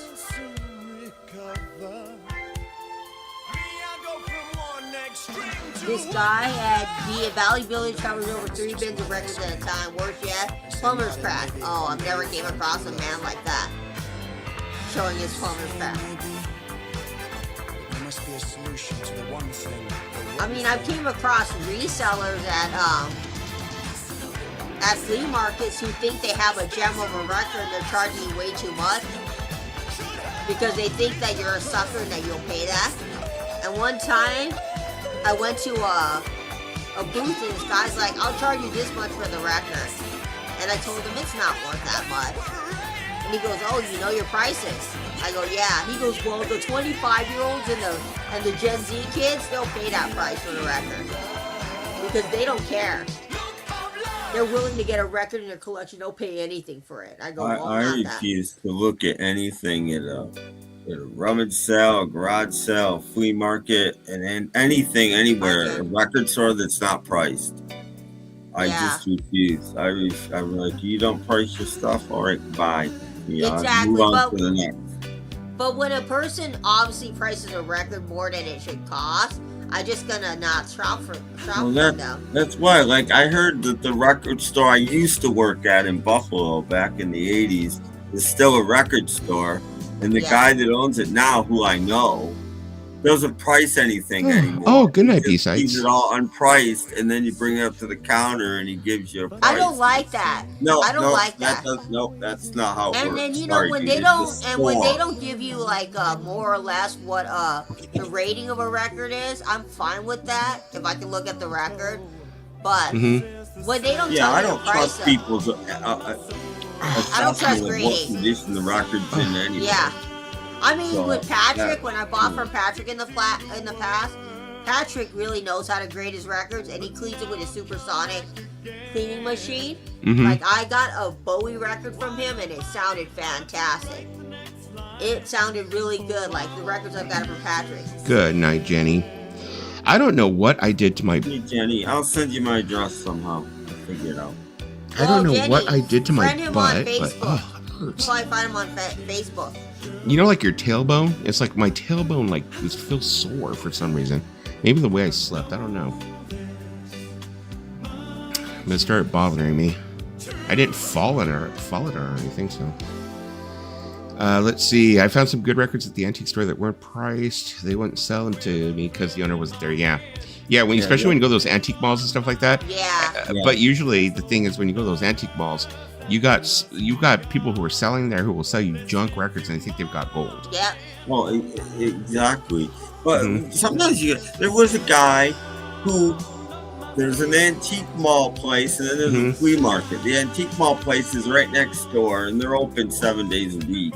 Yeah. And then the flea market's only on Sundays. Well, I found out there was one booth and two booths next door to each other. One had books and a lot of really cool, like old paperbacks, dime store novels and stuff, you know, like David Goodis and stuff that they made film noir movies out of and stuff. So it was a great place to get books. But next door to that, there was a booth that probably had over 100,000 45s in it in boxes. They were all a buck a piece because he didn't care about it. And I found out it was this guy. And I'm buying. One day I used to go there and then I would go to his booth at the flea market. And one day I pulled up this out. He's like, I'd buy more, but he already rung me out. And I'm like, well, I'd buy more, but I just spent like $80 on 45s at the other place. And he's like, oh, that's me. If you'd have told me, I'd have given you a discount on these. Yeah. Like, now I know, you know. And then suddenly all the 45s were gone. I don't know what he did with them. And he turned that into just some albums and another book place. His lesser albums and then more books. We have this place out here. It's in Los Angeles County. It's in Whittier. It's called King Richard's Antique Mall. And I remember one time I went in there. Well, she was my wife at that time. But I went in there and they had this large cardboard cutout of Liberace in the 4th of July costume. You know, the 4th of July, the shorts, and I don't know if you've ever seen the picture, but it was a cardboard cutout of it. Yeah, I tried finding that for you. And I swear to God, it took everything in her power to stop me from buying that fucking thing. I forgot how much it was, but I was going to buy it. Because when I was young, I mean, if I'm like 52 and I buy stupid shit now, just imagine me at like 20, 21. I really bought stupid shit. But that's not stupid shit. That's a conversation piece for a house. Because you have your friend over and they're like, ooh, I like that Liberace poster you have. Yeah, you can't. Well, I've never gotten a good deal at the antique mall. Me too. Well, no, because they're not. That's the whole point. That's why if I had a record store, I would want it in an antique mall, to be honest. But I don't have one. I'd have a record store in an antique mall if we had one anywhere near me, but we don't. Because people can't haggle with you. That's the whole greatness of it. You know, you put something, I'd put it out at reasonable prices. I wouldn't be charging ridiculous prices, but that's the price. You know, that's it, you know. What's Gently wrong? used hot water bottles. Ooh. I remember growing up, there was one in the shower all the time. It was a hot water bottle with a big old tube connected to it. I did not know what the hell it was. You know, and I remember finally one day I built up the nerve to ask my mom, like, what the hell is this? And my mom told me, and I've been traumatized ever since. So, yeah, I was kind of like, is it something dirty? Not dirty. It's actually something to clean the dirty. Oh, but, yeah, I won't ask anymore. It was something that they used to use back in the day. Back in the day, used to use before, you know, you were able to, you know, or before they actually decided to talk against it and be like, you don't need to do it that often because, you know, it has a natural pH balance to it and blah, blah, blah, blah, blah. Just drink pineapple juice. Yeah. Oh, no, Miss Messiah. It was bad. I was like, what the hell is this, Mom? You really want to know? I was like, yeah, what is this? And she told me, and I was like, oh, my God. Everything is gently used. I have an Elvira and James Dean cutouts. Got them cheap. Yeah, I almost bought this Liberace one, though. I have a thing about Liberace. I don't know what it is. I tried have finding a thing about it, and I've never came across it. I like so. Liberace. I love that Sean knows what that means. To this day, I will die on this hill.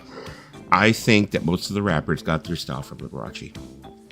That was their, like, you know, what they followed. They said, you know, if Liberace did it, we should do it. Type thing, you know. Gold everything, you know. Are these Funkadelic reissues at $30? Pop sound good compared to the impossible to get cheap OGs? Well, hopefully they do. But I mean, if they're impossible to find in there. I heard people say it sounded good. I mean, if you think about it, if you're gonna buy something like Maggot Brain or some, you know, hard to find OG, you might as well just pay the $30 and get a reissue because those are hard to come by to begin with, and it's really, really pricey to get Maggot Brain. It's really pricey. So, yep, exactly. Pretty massive go. Yeah, they were. Oh yeah, now I know you guys are. This is before my time, obviously. Well, yeah, obviously it was way before your time, Lisa. But it was like they used to use it was a hot water bottle, and they hooked a tube into it, and they hung it up, and you know that's my dad probably what they used. That. Go ask him. No. Take the phone with you. No. I'm just kidding. My dad will be like, "What the fuck?" Count, Dad. What was it they used to use a hot water bottle with a tube connected to it for? He's gonna be like, they used to use. I can see your dad being used to wash your coochie. My mom would probably Dad. Actually, pre-pandemic was the last time I was at the antique mall. Prices have gone way up. Everything's gone up. Everything's gone up. Everything's gone up. Nothing. After my boys are finished, those bottles are wet right into the garbage. Let me see. I have some German Funkadelic reissues that sound great. Yeah, German pressings, I hear, sound really good. Most, not all, but I heard that they sound good, but there's I don't. A few reissues that are good. I mean, because I have a German pressing of Pink Floyd. Yeah. I hear Dusty right now. Big B is a great sound. I've never heard anything bad on Big B ever. I can hear Dusty right now. You're not going out. I told you, it's Thanksgiving and I'm not taking you out right now. Suck it up.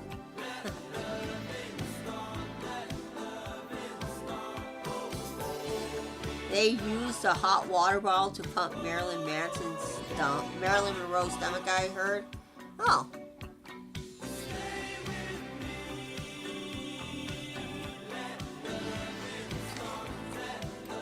I'm back.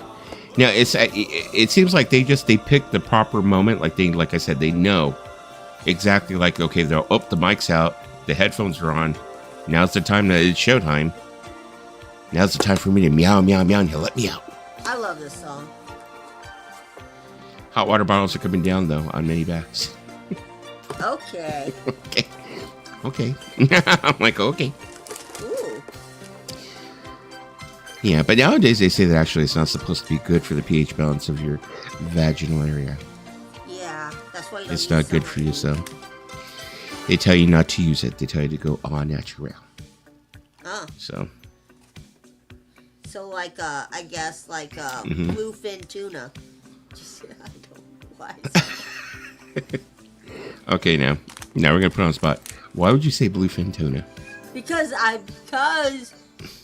people say they want to smell like a fish, right? Or some. Take me off of there. Oh my God. They say it smells fishy. Yeah, that's why. Yeah. I don't think I don't think I've ever come across one that did smell like fishy. I mean, smelled other things, Yeah. But actual fish, no. I don't think I've ever come across anything like that. Knock on wood. Knock on wood. So, let me see. Lisa, did you fix your mac and cheese issues? No, my mac and cheese came out like shit. I have to eat it though. You're still eating it? Why? Are your parents making you eat it? Well, I have to eat it because I made the mistake of doing the roux wrong. Okay, so are your parents telling you have to eat it because you use the ingredients, so you're not wasting it? Or you're punishing yourself? They told me I could dump it. Okay, so this is just like a whole self-punishment thing you're doing, or what? Yeah. Okay, is this like, mac and cheese killed me last night almost. Okay, is this like an Asian kung fu thing? Like you're gonna punish yourself by making yourself eat it? Hey, Yeah. Hey, Tim, are you by any chance familiar with the 60s band Catch 22? That's Catch 22 with a K. No. You're not familiar with them? No. Well, they're not. They're not very well known, but they did. They did have this song that I really liked that I played quite frequently. As a matter of fact, I was listening to it a while ago, and I was thinking, oh, this sounds like something that Tim would like. Mm-hmm. But I used to have. It does. It really does sound like something that would be up Tim's alley when it comes to his music taste. Mm-hmm. Let me see. Does anyone else follow the dearly departed guy? His name is Scott Michaels. Yes, we do. Yes. I do. I've been following him since like the early days, of Find a Grave. So I've been following him for years, even before he had a YouTube channel and stuff like that. Hey, Jeff. But yes. Happy Thanksgiving, yes, Jeff. I've seen his videos. Anyone ever sleep with the old electric bed warmer on all night and get cooked skin? No. Although, I do have a heating pad that I use from time to time because, sometimes I get problems with my gallstones. And usually that'll go ahead and relieve the pain. So, but yeah, that'll leave me kind of burnt if I fall asleep with it on. I can tell you a story, Dan. Yeah. When I was little, about 4 or 5, I had a problem with wetting the bed, so my mom bought me an electric blanket. Mm-hmm. And yeah, I could have cooked my skin back then.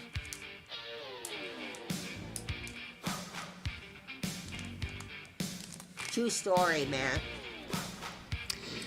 Did Lisa accidentally add peanut butter to the mac and cheese? Probably. AZ Mick, those early 90s German reissues of the 3 first Funkadelic records all used master tapes. I have Free Your Mind is excellent compared to the OG Perfection price. I remember during the 80s, I not even searching for them. I had a friend who was, he collected records at the same time or whatever. He gave me a bunch of Depeche Mode, the early 80s albums, like Construction Time Again and Broken Frame. He gave them all to me, and they were all German DMMs, direct metal mastering. Sounded so freaking awesome. I don't have them anymore, unfortunately, but I wish I could find them again. They're probably a fucking arm and a leg now if I tried to look for them. Probably more than likely. Yes, Dan, hopefully it kept me barren. Let me see. Happy Thanksgiving to you. Didn't eat too much today. I really didn't overdo it either. I mean, I did okay. I had a plate. I had some turkey and I had some stuffing, mashed potatoes, had a couple rolls. But I don't think I overdid it. I just had a plate, but I eat so little these days that I was. But even that small plate that I had, Tim, that small plate that I had was like enough to fill me up. It filled me up and stuff. And then I went and I was like, okay, maybe about an hour or two later, I was like, okay, well, let me have a little bit more. And I had a little bit more. And after that, I was like, okay, I kind of pushed myself, which is a fat kid thing, to have like a piece of pie because it's like no one was eating the pie. And we had bought 2 huge pies. I was like, okay, I'm going to force myself to have a piece of pie. Trust me, as a fat person, we're not forcing ourselves. We eat that damn pie because we love it. Yeah. I used an electric blanket. I only said like 3:30, and I haven't eaten anything since. Oh. I eat at 5:30. That was, what, 7 hours ago? And I'm still not hungry at all. Yeah. Mm-hmm. What time did you guys eat, Lisa? 5:30. 5:30? Because my sister wanted us to eat that time. Because your little baby, it has to eat a certain time. Oh, okay. She wanted to get home early, basically. Well, because the baby sleeps at 7. Oh, okay. Yeah. Just one piece of pie? That's all you had was a piece of pie? Yeah, just one piece of pie is what I had, too.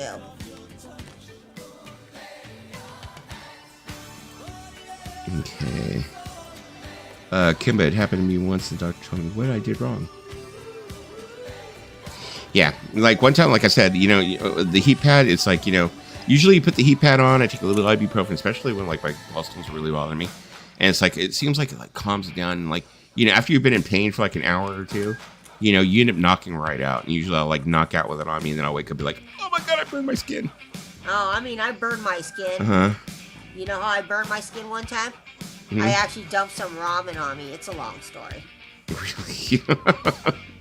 Yeah, I dumped some ramen. It ended up in the wrong place, and I have. It's a Lisa story. It's a Lisa story. No, it really did happen. I had hot ramen, and I actually dumped it on my thighs, and yeah, for another day. On your thighs? Yeah, it's a long story. What were you doing with the ramen? I was eating it and I Then it ended up accidentally on your dumped thighs. it. Yeah. Yeah. Something tells me this story should go a little bit deeper. What were you doing with the ramen that it ended up? I'm just kidding. I'm not going to push anymore. Nope. Other stuff too with pie. There you go. Yeah, we didn't do stuffing from like scratch this year. I went ahead and I bought these things that are pre-made. I think they're made by like a company called Reese's. No. And they were they were pretty cheap. And I think I picked up like 3 of them because I didn't know how many we were going to need. And it was pretty good. I went ahead and I stuck it like, in a Pyrex and stuck it in the oven, for like 30 minutes. And it came out and it was like, it tastes the same like if I had stuffed the turkey with it. So. Ooh, you Mr. Fancy. We do covers. We don't make our own.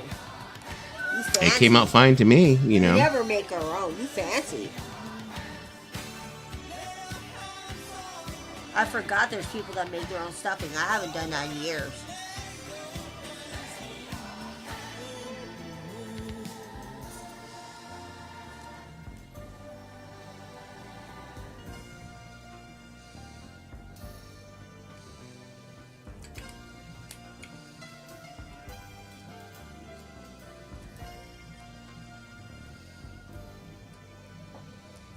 I had to work today. We had spaghetti for lunch and hamburger steaks for dinner.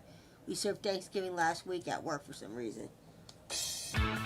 No story time about the ramen. The ramen incident happened. I was just, sitting on a chair and I put my ramen on the chair I was sitting at and I was like, oh, I'm going to eat in the lazy boy or whatever we had. And I accidentally spilled it.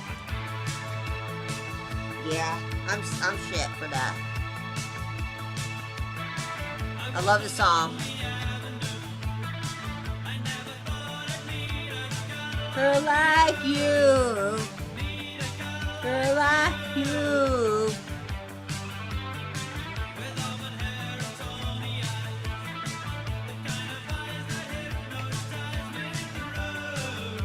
Thank you for your service, Tracker.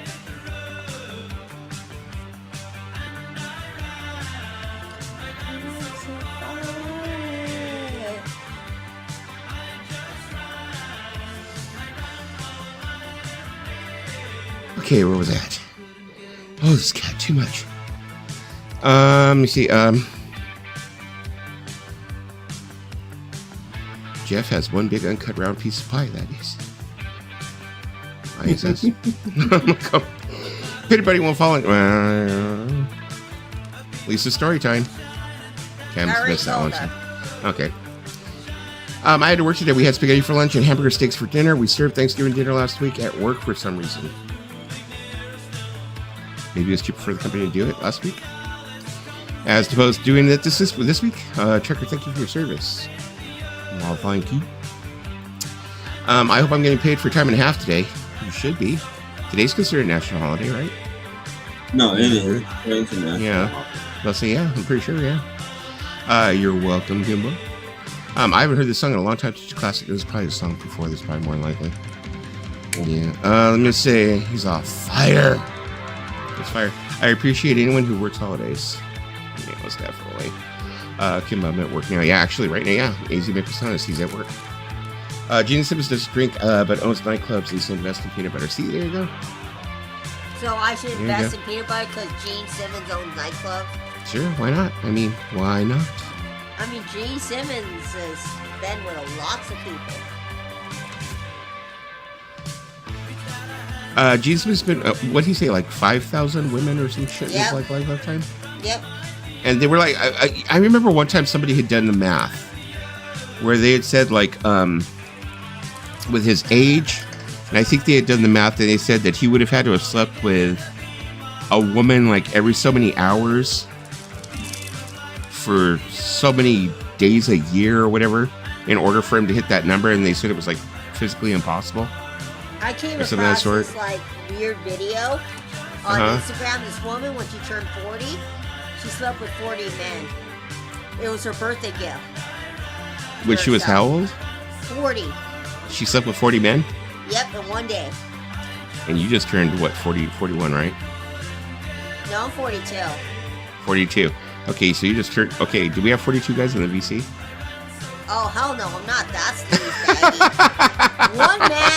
One man is fucking enough. I think we could dig up 42 men in the VC, right? Oh my god, no! Don't you even go there. I'm gonna smack you later for that. I'm like, we could dig up 42 guys, right? No, one man is hard enough to fucking deal with. You want to put 42 in the ring? I remember watching one. It was freaking like, it was a porno where this chick was like with 80 something men or something like that, almost like 100 men. Yeah, she was like with 80, and I mean, it was like an assembly line. You know, they had like these chicks who were fluffers, of course, who were getting the guys ready, and then they would come in, and I mean, they weren't getting to like do their thing. You know, they would come in and they were just coming in there like they got a couple of strokes and that was it. But they were like having to ice her down, like in between guys, they were having to put ice on it and stuff like that. It was like crazy. She probably got paid a lot for that. Yeah. Insanity. That would never do that. Insanity. Okay. So she had a tuna bass for a present. There you go. Hold on a minute.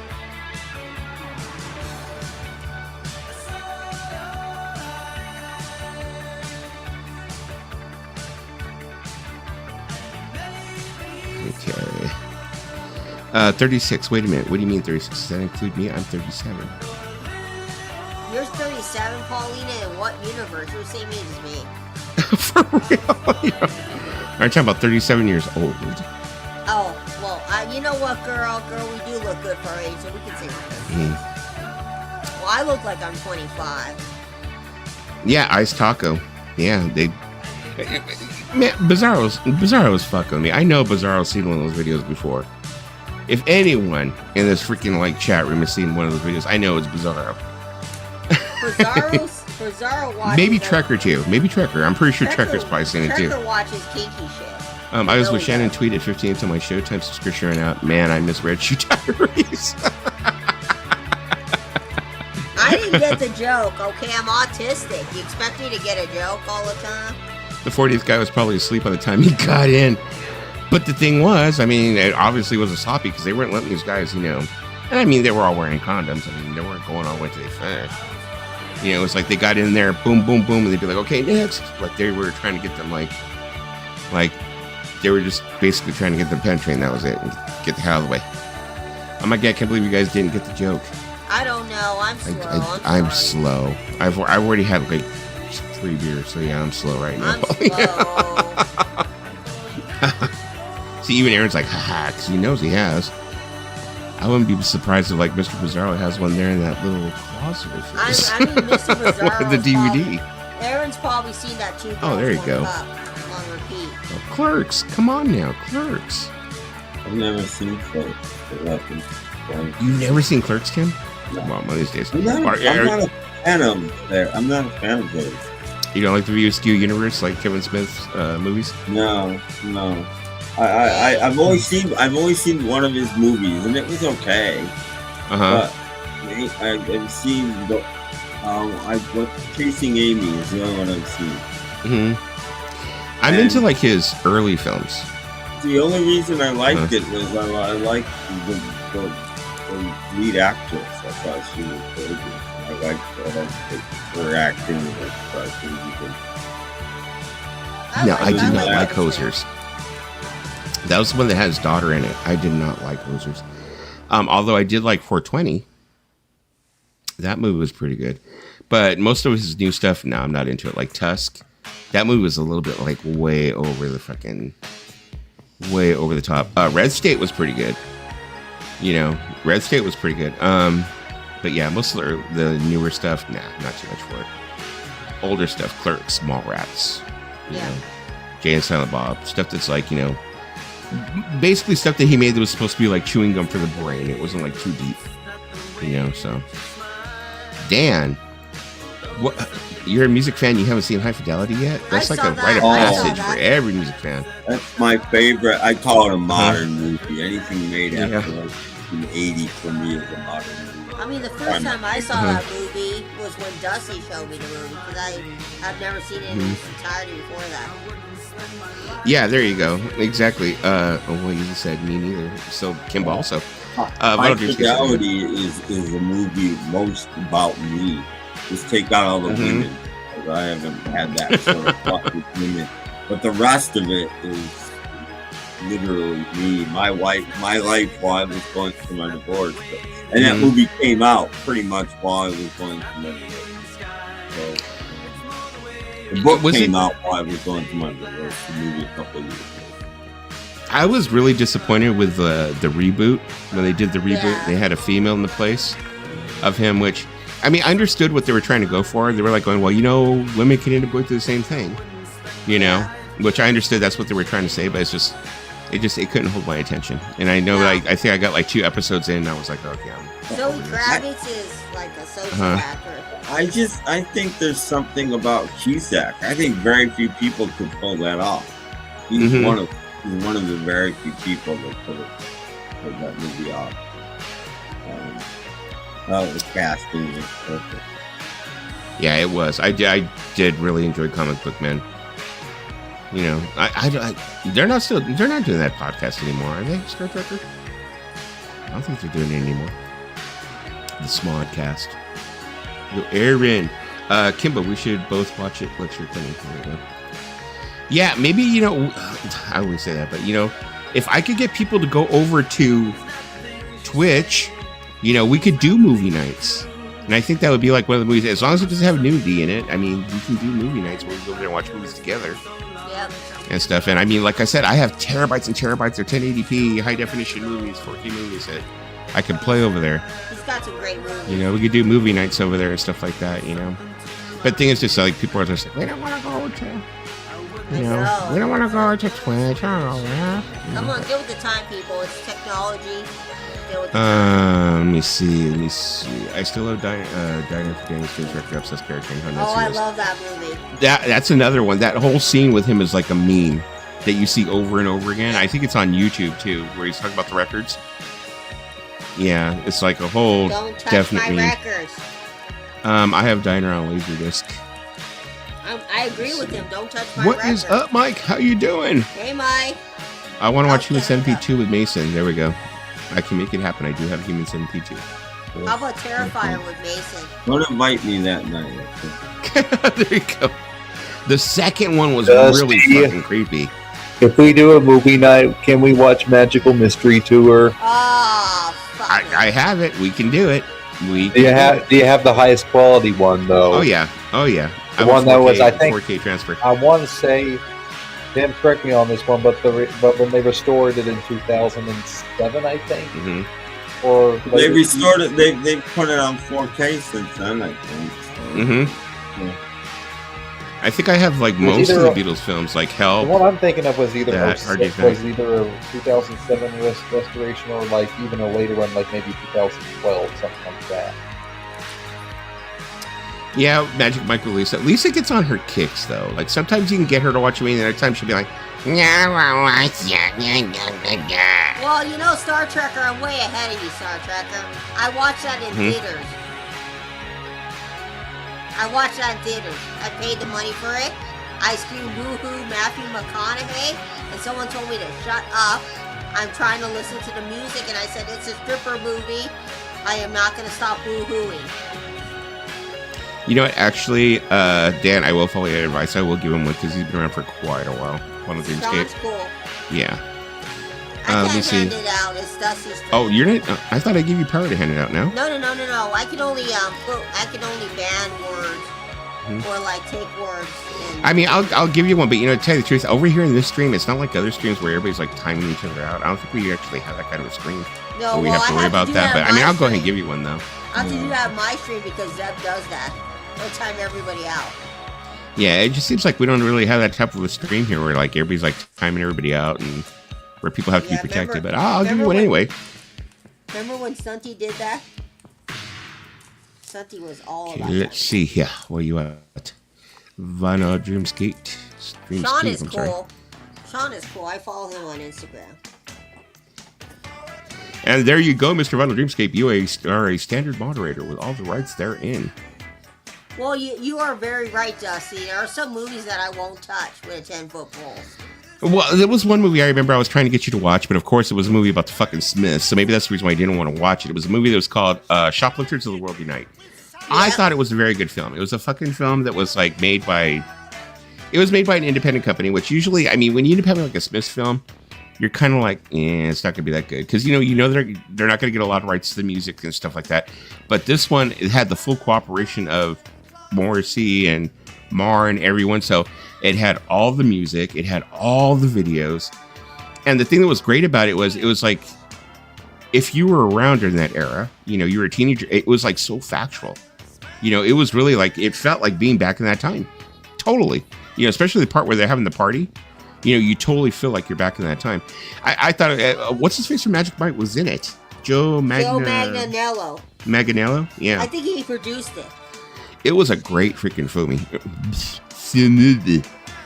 But anyways, I was going to watch it one night with Lisa, and Lisa's like, well, you know what? Because everybody's giving me go to hell, go watch myself. No, everybody's giving me so much shit for the smells. Uh-huh. Let me tell you what really scared me that we watched one time, and I still have nightmares about it. Terrifier 3. Yeah, Lisa, you have a lot of trolls recently. I think that Lisa has the tendency to have a lot of trolls, period. Even before, yeah. Well, no, just being a female. I mean, that isn't happening. I think my autism also makes them want to come in. They like to make fun of it. Mm-hmm. Like, I mean, you were like the only one. I don't really know of anyone else who has that problem except for Dolan, where people like will come up and try and like show their weenies in the backstage. Well, because I'm disabled and they want to take advantage of me. Yeah. Because, I mean, that happens to you all the time. You'd have people up there and they, like, come up and try and show their weenies in the backstage. They don't do that to you. I guess because you're not special. No, just... Who, me? What? They don't... I know, I'm not special. They don't want to show me their weenies. They want to show it to you, so... No problem, Vinyl Dreamscape. I remember Lisa stream when that guy, Little Caesars Pizza, broke the record for being hidden. Yeah, that guy used to come in all the time. Let me see. Destiny... sure, no problem. Gotta go feed the guinea pigs and stuff. Not a problem. Whatever happened to him? He left. I should be careful even mention his name. He'll come back. But I mean, I never had a problem with him. But he was like a Dolan thing. Yep. It seemed like, yeah. I know that Dolan had a lot of problems with him and stuff. But speaking of, I'm gonna address that shit. You know, I'm like kind of like, you know, what is going on with Dolan? I mean, I saw the Davey Strange name thing. Yeah. You know, where, and I had made a comment in there too. I was kind of like going, you know, this is years later from the Dolan stuff. And I'm like going, what the hell is like Dolan still like, you know, talking about me for? Me and him have no communications with each other. You know, and it's like... Let things go. That's part of his problem. Is it? He has a grudge against you. That's it. It's like... Uh-huh. I guess that, yeah. That's one of the reasons that I won't deal with him anymore, because he just holds on to everything for life. That's it. Well, I mean, I felt that I was being completely reasonable. Like I had said, you know, I turned around to him, I said, you know what? I said, you know what, Dolan, you were perfectly welcome at my streams. You're able to come up there. You know, if Lisa starts fucking you, tell her to shut the fuck up. You know, it's like, you know, stand up for yourself. You know, it's like, I was like, well, I'm just saying, you know, he's perfectly welcome. He has just as much right to be here as anybody else. Yeah. You know, but he also loves being the victim. That's what I'm starting to catch. He absolutely loves being the victim. And that's you know, it's not like if you turn around and told Lisa, you know, I don't appreciate you saying that to me. Fuck you, Lisa. I'm not going to be like, get the fuck out of here, Dolan. I'm not going to do that. No. You know, it's like he has the right to be here too. But I mean, it's just, I think he likes to, I think he just, like you said, he likes to carry grudges, I think. You know, he likes to run with them. Only likes being and I think they're the two things are tied together. You know, if you don't let things go, then it's easy to be the victim. You know, this person was mean to me 5 years ago, and he hates me, and now you're a victim. So even though nobody's done anything to you and forever, it doesn't matter. You're still the victim if you don't let it go. Oh, you know? I don't know. Yeah, because I don't think me and him have even talked to each other since where we've had any kind of like interaction for like at least 2 to 3 years, Lisa.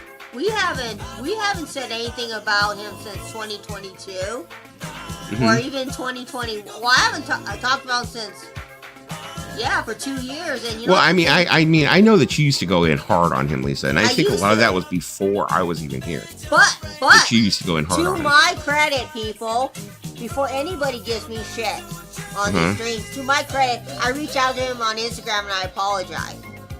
I privately apologize to him, so people can't say that I don't have a heart and that I don't apologize to people when I'm in the wrong, because I will. I apologized to him and I said to him, I'm sorry about what happened to you, your health recently, and that I prayed for him. So you know what? He needs to drop it because I apologize to him. It needs to. What's this about Dolan? Yeah, he needs to. No, we were just. I was talking about like the whole Davey Strange name thing. Cause I saw that video, of course. You know, I watched it. You know, and I was kind of like, I was. Name. He made a video, I guess, where it was about. It wasn't even about anybody, me or anything. It was about Beetle Babe. But I saw that my name got mentioned on it. And of course, you know, anytime I end up hearing my name, of course, my ears are going to perk up and I'll be like, well, what's going on? You know, type thing. And I noticed it was just like, you know, it was more the same thing that Dolan did. And I was just, I was like going, God, this is 2024. It's like, damn, that was like so 2021, 22 or something, 22, you know? You weren't even here in 2022. You know, I'm gonna tell you guys what I think honestly about the whole y'all versus Dolan thing. I don't know where the feud started. I'm not getting involved with where the feud started, but you know, in a perfect world, I would love for things to work out to the point where y'all would be willing to get on a private call with him and talk whatever this feud is out, and everything all be good again. But we have suggested that. We have suggested that so many times. You don't even realize. Like I said, I have told him so many times. I've told him like over in Doc's stream. I've told him over in, you know. I know. I'm more than well aware that y'all have been open to talking things out with him. But he just, for some reason he doesn't want to hear anybody else. So no, he holds time grudges, and even if he did, and he said, okay, we're good. Next thing you know, he'd be on he would do it again. Stream and dissing us again. You what these guys made me do, and that's like, just who he is. That's I love Dolan to death, but if you guys are hoping that you know, kind of like a you know, return to everything being all good with him and stuff.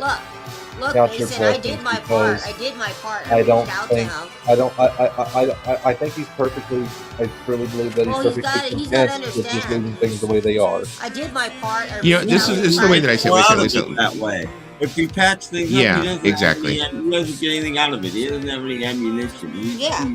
Like I had said, I said, you know what? I said that we were perfectly open up here. I said he had every right to be here if he wanted to. I said if he wanted to come to these streams, he was more than welcome to come up on panels. And if Lisa was to turn around, because I know that him and Lisa have a thing. It's mostly him and Lisa. Yeah. If him and Lisa have a thing, that if Lisa starts in on him, tell Lisa shut the fuck up. And it's not, I'm not going to kick you off panel for telling her to shut the fuck up. You know, stand up for yourself by all means. But you know, but I think he likes to. I think, like Tim said, he likes to be the victim. And, you know, and it's easier to be the victim than to. I will be the first to say in this live stream right here that I am a regular panelist on Dolan's streams. You know, Dolan's my friend as are y'all. But that being said, I understand that there's, you know, some sort of beef somewhere between y'all, and I'm a fool to think that playing with fire, aka trying to arrange a private call to attempt for y'all to attempt to work things out with him, would just be playing with fire and making the situation. To be perfectly honest, Mason, you want to know something? I will be perfectly honest here. It's like, do I want to be nice to him and let him be up here? Yes, but do I really give a fuck? I really don't. I really don't. I mean, I really don't. If he comes, he comes. If he doesn't come, he doesn't come. I really don't give a fuck. It's like, you know, it's like he can be here and have fun with the rest of us, or don't show up. One or the other. Like I said, if he comes, I'll give him the proper respect. 'Cause I know when I first came in, maybe I was with Lisa and I probably did tease him a little bit hard, you know. But I was like kind of like following. No, you know what? I'm gonna fucking own my shit. I'm not gonna turn around and like do that cop out that I was following Lisa's lead, you know. So yeah, I did pick on him. But like I said, you know, I turned around and said, you know what? Hey, it's an open panel. If you want to come up here, you want to talk, you want to be here, you know, you want to be like, you know what, Dusty, I don't like that. Or you know what, Lisa, you're talking shit. Shut the fuck up. I don't like that. Yeah, you know. So be it. You know. The thing you need to understand is this is an open panel here where anybody's welcome. Yeah. As long as you're not a troll. And I let the trolls have a certain amount of carte blanche. You're free to speak your own opinion over here and everything. So. I mean, this is a no judgment zone. This is a place where you are free to come up on panel, unlike somebody I know, and Dusty, I think you know what I'm talking about. Yeah. Yeah, I mean, you know, I've said to him many times in other streams that, you know, things that happened in the past, I owned up to it, and I said to him he's more than welcome to come on panel. I've never, you know, told him he's not welcome. Speaking of that, Dusty, I feel like a jackass. Why? Are you a junkie? Well, I feel like a jackass for going up on Rachel's panel the last time I did, not even knowing that behind my back they were talking shit on me. Oh my god. Well, I mean that goes with the territory over there. So that goes to the territory. Okay, honestly, I couldn't care less. If you want to talk shit on me, talk shit on me. You know, I know where I'm welcome at. You know, I'm not losing sleep at night over it. But the only thing is that I kind of felt stupid actually going up there. No, I understand. Not even really knowing about it. Yeah, it doesn't end up making you feel stupid. Like, I mean, like me and Lisa, we still feel stupid that it's like, how many years later, and every so often, it's not like they do a whole show about us or whatever, but still every so often it's like our names get brought up over there, and it's like, 2 years, why? 2 years later. Why? You know, it's like, now, you know, if any of the followers, I want to go and add this, sorry for interrupting, but I want to finish with this statement. If any of Rachel's followers are happen to be watching this in the background and are lurking, I'm just going to go ahead and say it. I am not trying to start any trouble with anyone in your community. I am really not. I am just stating Mason, what has been told to me, and you know, y'all have your community over there, and you know, if y'all don't want me over there, that's fine. I could honestly care less. I'm not losing sleep over it overnight. It's whatever at this point. So the thing is, basically, it's just not that serious. It's not that serious. It's really not that serious. Drama. Yeah, don't worry. And I want y'all to understand that first and foremost. Yeah, don't worry about it. Yeah, it's really not that serious. You know, it's like it's just, you know, people.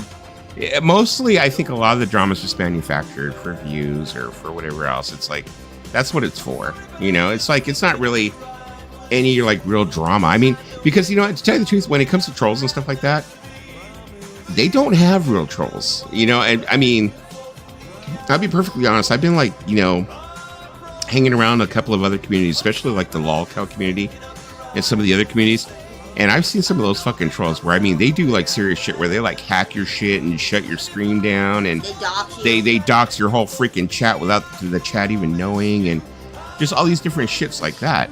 And it's like, they don't know what trolls really are. You know, I don't think just because somebody comes in and says some stupid shit, that's not a troll.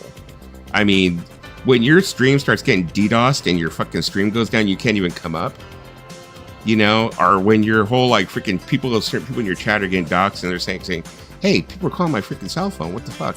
That's serious troll shit. You know, this is like, most of the shit they've dealt with is not serious troll shit.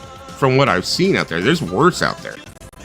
You know, so it's like, so all this is just like manufactured drama. It's just like crap. It's kind of stupid, you know. But yeah, it's like, so that's the reason why like I don't take it too seriously, you know, and I don't worry about it, because it's like, you know, what's the ultimate goal? You know, it's like, you know, these people are trying to get more views, more subs, whatever, and the thing that I find funny is that I have there's people on her, you know, stream or panel or whatever who have way more subs than I do. Way more views than I do, but you know, every so often a jab has to be taken at me. You know, I mean, like Lisa, I see that. You know, Lisa's like 2 to 3 times the subs I am. You know, and they jab at her all the time. But of course, Lisa's been here way before I ever was. Sorry, I had to do this. Oh, there you go. So I can. Okay, she wants to stop talking. That's her way of saying, I want to stop talking about this. No, because I see Tim in the background. I want to include him. I want to include Tim. Yeah. I mean, it's just, you got to realize, it's like, everything's going to orbit around that channel. It just really is. My channel, compared to some other people, my channel has 1,200. I'm like, my channel is not worth talking about. I have small subs compared to That's the way I feel. I feel like my channel's like, I have like 400 subs. I come on once every so often when I'm in the mood or when I want to, and it's like, leave me the fuck alone, man. That's how I feel. Like, leave me alone, man. Let me see. Star Trek said, did they replace the hot water ball? I have no idea. Oh my god. Mason's head is dangerously close to that bowl of cranberry sauce. For once in my life, I am actually in camera, and Tim is not. There you go. There you go. When I did StreamYards, I had total typing in my chat as me. I still don't know how they did it. Star Trekker, why don't you do streams anymore? You used to play like love music for like 3 hours with your Filipino wording. Yeah, because I saw like some serious stuff in some other streams where these people were like, I don't know how they were doing. They were shutting people's routers down and shit. And then they're crazy finding their address of where they live and their work places. It's like me. I use a VPN, which isn't the most foolproof thing, but because I do a lot of downloading. So like when my IP bounces.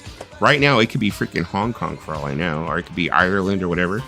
So it kind of bounces around. But most people, they have their full-on IP being fed into YouTube, and that's where they go ahead and they capture it and they find out all your information and stuff. So, and I know that they're able to retrace it back and shut down your freaking router and stuff. So I've seen them do it, and I was like just going, "Wow, that's crazy!" They're able to do that, Like I saw one stream, I'm not going to mention the name of the stream, but I've been watching it. And he was on there like talking some kind of crap or whatever. And the people that he was talking about were not happy about it. And they knew people. And his stream went down. It just went. And he would come back up, be like, they're not going to knock me down and I'm not going to be able to say what I want to say. And he went back down again. And he'd come back up.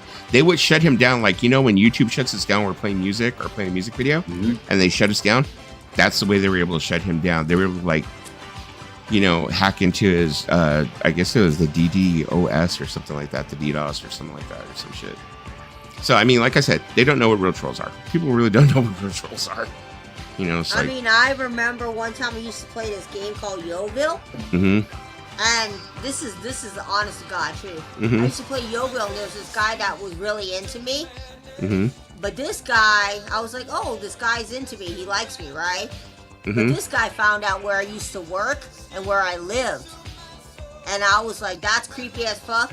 And I notified the people.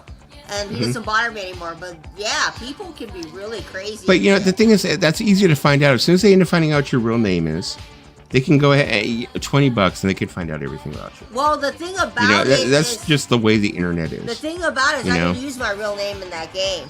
So I don't know how the hell that guy found me out, but it was creepy. And then I had my coworker at the time.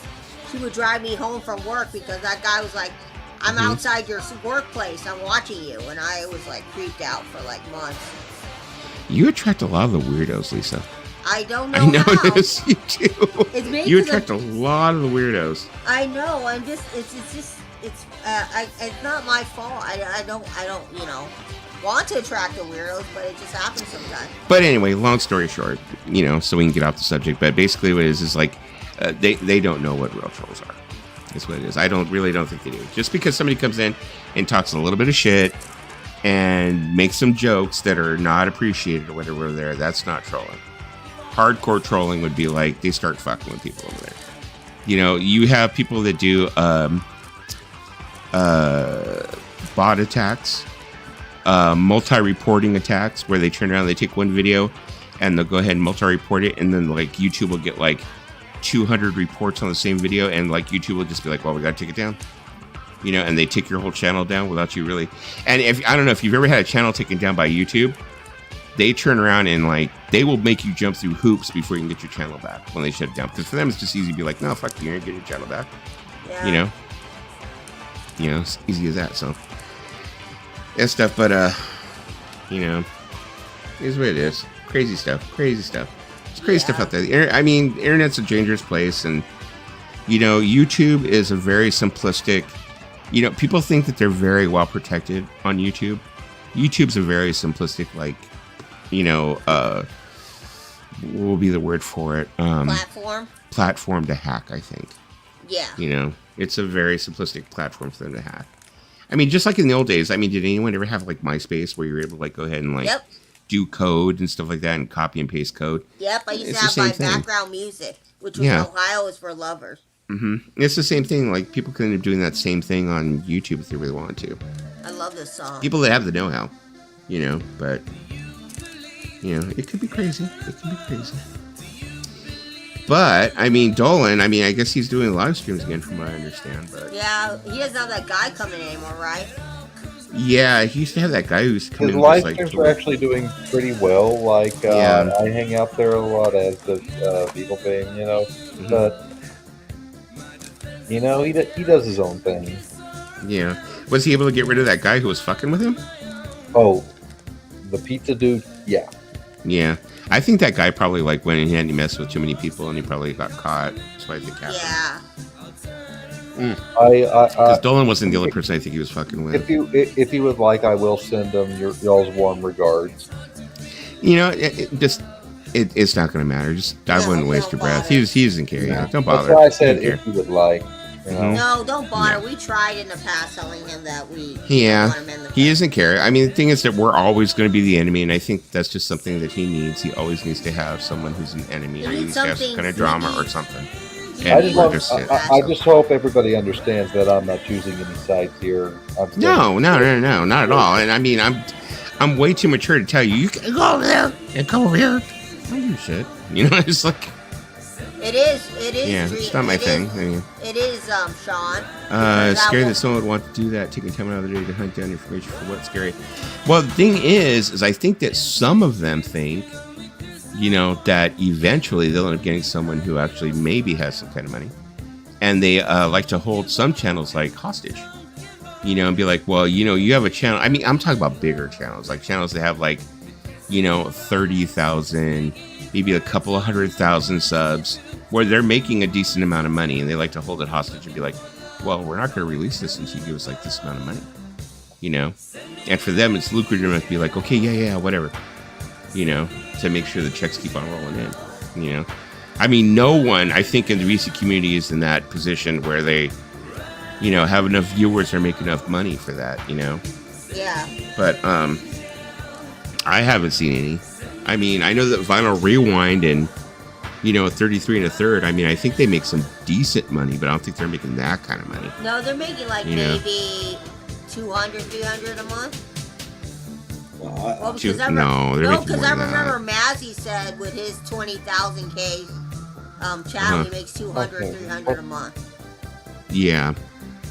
And he's got about 20K. Yeah, like Kimba said here, I find it odd that everyone gives out their address. You know, me, it's like, this is the way that I see it. You know, I do have certain people that I trust. I will give the address to them, you know, stuff like that. So, I mean, because they're sending me stuff. But, yeah, it's like, me, I don't really feel like I do anything on here that it would, like, anyone want to do anything to me. You know what I mean? Where they'd be like, oh, I got Jesse's address. That motherfucker. Oh, you know, I don't think I do anything where people would be in that position. I mean, they can look up my address and be like, wow, Lisa's house looks like a shithole. I don't know. You know, and that's one of the things that I've always thought about, too, is that, like, you know, if you really think about it, it's like, you know, if somebody really wanted to do something stupid, all of us, with the VCLT thing, all of us have given each other, like, addresses and shit. Yep. Yeah. You know, people have them. I mean, the auctions, you know? Yep. I mean, Patrick has my address. Yeah, so it's like, it just depends on what kind of an asshole you are. This kind of type of, like, you know, what someone's going to do to you, I think. I mean, I don't give my address to every single person. There are people in the past that have asked to send me stuff, and I lie to them and say, no, I don't want anything. Here you go. Bizarro's like, give me your address, Kim. I'll send you some records. Bizarro's going to send some 8x10s of some very naughty pictures. Ooh. He's going to send you the Magic Mike pictures. He's going to send you stripper pictures. There you go. Said, sure, Really, Aaron, just let me give you a key. The remake? Really, Dusty? The remake? I can tell it's re-recorded. Yeah, this is re-recorded. Yeah, this is the remake. Yeah, that's got to go. That's got to go. From like 93 or something. I don't know exactly when they did it. But no, I mean, I think about it, and you know, the BC were very giving with our address. Because a lot of us because I mean, like you said, so freely. The VCLT thing. You know, a lot of people wanted to send each other records. I mean, it's all coming from a good place. You know. And like I said, you know, and I've always said it myself. It's like, well, okay, if somebody gets a hold of my address, what's the worst they're going to do? They're going to send me pizzas. You know, who would actually want to come up to my door and be like, I'm going to fuck you up, Dust? I mean, I don't think I have, like, anyone that riled up that would want to, like, come and, like, fight me or some stupid shit like that. You know? I don't think I've ever fucked with anyone that much, you know? Nope. You know? Although there are people that have done shit like that. Yep. You know, not necessarily so much in the, I think, the vinyl community. No. I mean, I don't know if anyone in the vinyl community has ever really done enough shit where people are like, I'm gonna fuck them up, you know? I just think, you know, you gotta use discretion when you obviously give your address. Make sure the person is not some creepy person. I mean, everybody's got Lisa's address. Nope. Yep. Oh. Everybody's got Lisa's address. I've been lucky so far with the VCLT that I've gotten, and everybody's been pretty legit. Hello, Trish. How are you doing? Happy Thanksgiving. Happy Turkey Day. Oh, goodness, this cat. He won't stop. Well, hold on just a moment. I know, tell me about it.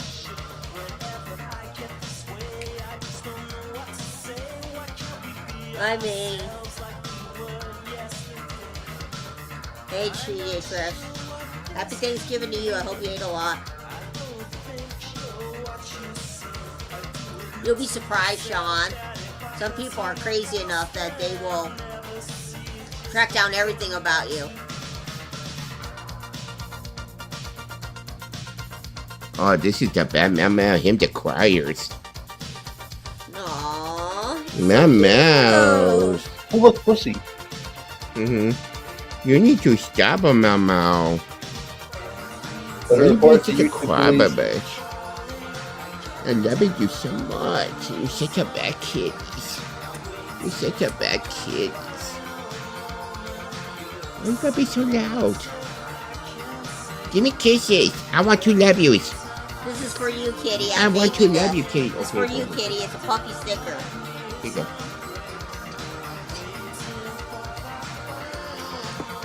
Okay, let's see. Let me see. I didn't succumb to Turkey Cummins here. I did for sure. Well, meow, stop. I didn't either, DJ Trish. I don't eat. No, nobody got doxxed. I was just saying, you know, if it was to happen. So we're talking about different stuff like that. So knock on wood, I haven't gotten doxxed by anybody. There's no such thing as a bad kid. Nope. He is a bad kid because I mean he does this thing. I mean he knows, you know, that it's like as soon as I put it's like he's trained. As soon as I put the headphones on and I swing the mic around, he's like, time to party. He wants your attention. I wonder if it could be that too. Somebody had told me that. They said that maybe it is like he feels like this is getting my attention. He's not getting my attention. You know? But I mean, come on now, give me a little bit of time to myself. I'm like, you get fed. Yeah, you want your alone time. I spend plenty of time with him, you know? Yep. You know, he goes upstairs and lays in the bed with me and cuddles and, you know, gets petted and stuff. And, you know, after I go upstream, I will go upstairs and go to bed and he will be in the bed. And, you know, him and Grayson and Binks, they all get in my freaking bed. Kitty attention tactic. There you go. Most definitely. And they all go ahead and they get up in my bed, and then at 5 o'clock in the morning, they all start clawing my head because it's time for breakfast. So, Lisa, where's Cookie at? Did you eat him? No, Cookie's sleeping. I haven't seen Cookie for a while. I don't believe you. What'd you do with Cookie? You want me to get Cookie? You cooked Cookie, didn't you? No, I didn't. You ate Cookie for Thanksgiving, didn't you? No. You ate Cookie for Thanksgiving. I can see it in your face. Look at your eyes.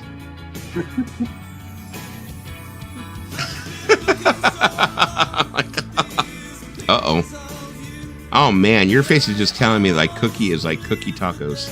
No. There you go. No. Okay, I was just double checking. No. A cookie won't come in the room because she's sleeping. Meow meow. You know what? I hate saying his name loud too, like calling his name loud. His name is Tigger. Yeah. And it's like, I feel like sometimes when I'm yelling his name out, that people in the apartment or, in the complex might think I'm saying something else. Yeah. Because I'll be like, Tigger, knock it off. And I'm like wondering, do people think I'm saying something else? Because I could just imagine them saying, yeah, I could just imagine them being like, you already called this cat. So there you go. She or the dog, she the cat, now she's coming. Ooh. Yeah, he is just like determined. He wants to go outside. We have this cat who's in heat, who comes around and sprays my door, and she drives him nuts. I'm so tired of it. But I love this song. I have love for The Cure. And then everybody that I try and go try and get them fixed. Everybody wants like a month out. They're like, oh yeah, in a month. Here's a good question. God. Here's a good question for you. If you did a movie about The Cure, who would play Robert Smith? Who you think would be perfect? That's a good question. Because I love The Cure. Shit, I don't know. I'm like, I don't know. Because did you hear the Beatles buy-off? They already announced who's gonna play who. Okay, who'd they say? I forgot. I know one of them is Barry Keogh is playing Ringo, and there's some guy named Charlie. I think he's playing George Harrison's character, and I forgot. So it's gonna be a bunch of unknowns then, right? Well, Barry Keogh's not unknown. He was in he was in this movie called Saltburn or something. Mm-hmm. Okay. Yeah. Saltburn or whatever. So it's like, is each like fucking Beatle gonna get their own movie? I don't know. I think it's gonna be all of them in one movie. It's coming out in like 2027 or something. They're each gonna get their own film from each member's perspective. Oh. Okay, that's what I thought. Yeah, it was supposed to be each one got their own film. That's what I thought. Look, I think even Brian Epstein's getting his own movie. He already did. We've already watched it. Yeah, we watched it. Yeah. Where were you?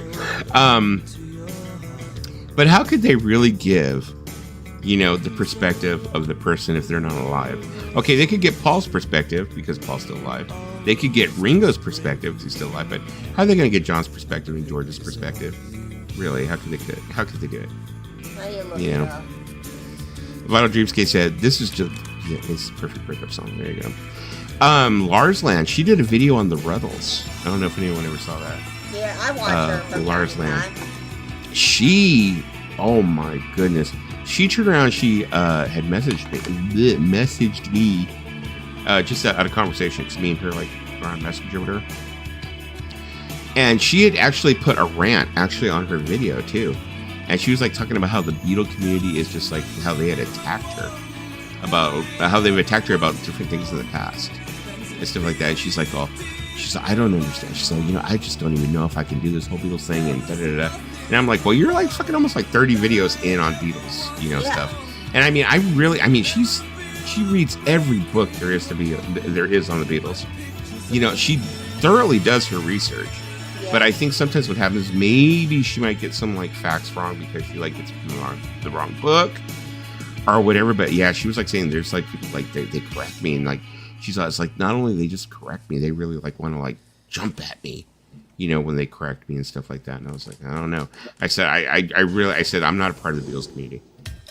I said I'm very limited on my Beatles knowledge, and I don't try and act like I know anything about Beatles. Because you will get corrected. Well, we could dance to the song. Some people, Brad gets at least one or two things wrong in every video he does. Nobody ever corrects him. I'm like, why? That's because he's Beatle Brad, and we just let it slide. He gets so much wrong.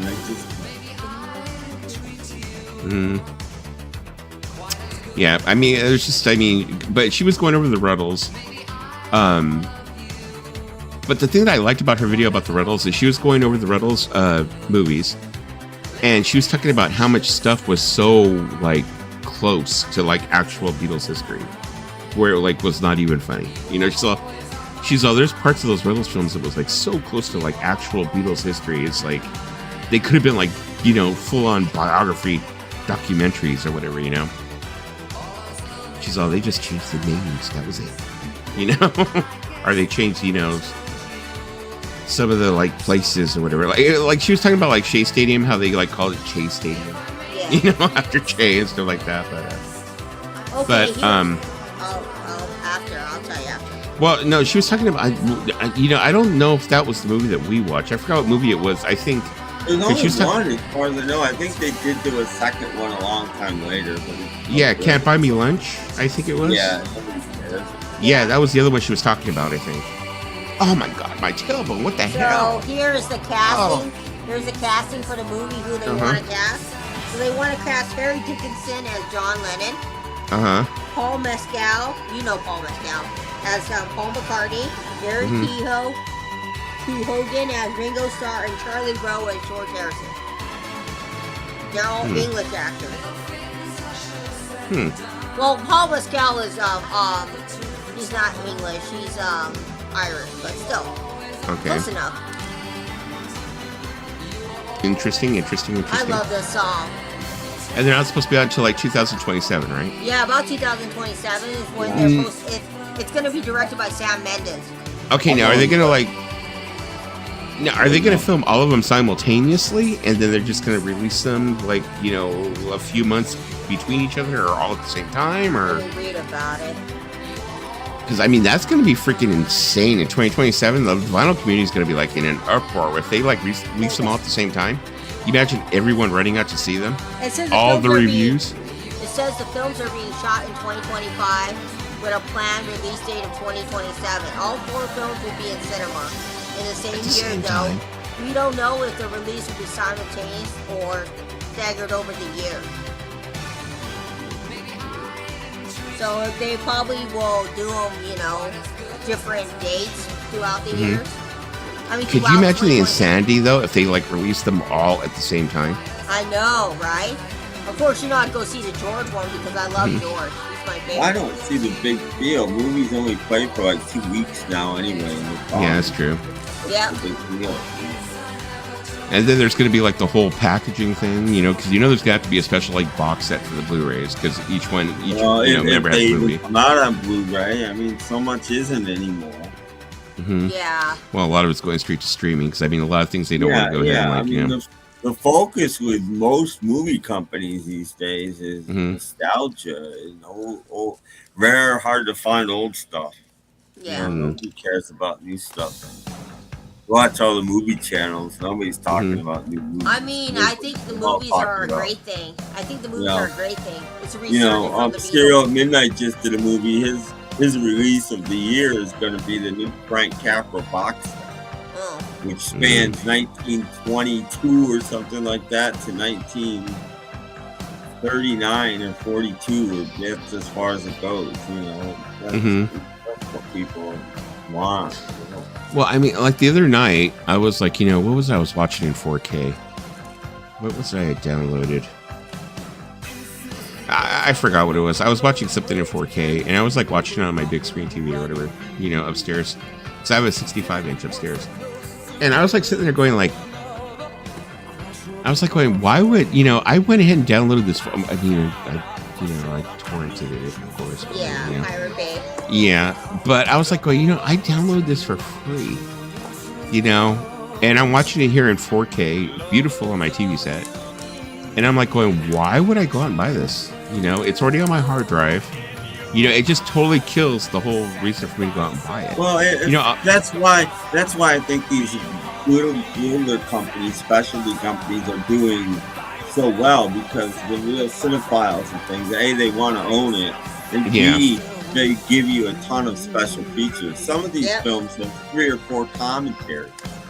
You know, well, yeah, that's true. Yeah, that's true. That kind of stuff you don't get unless you buy it.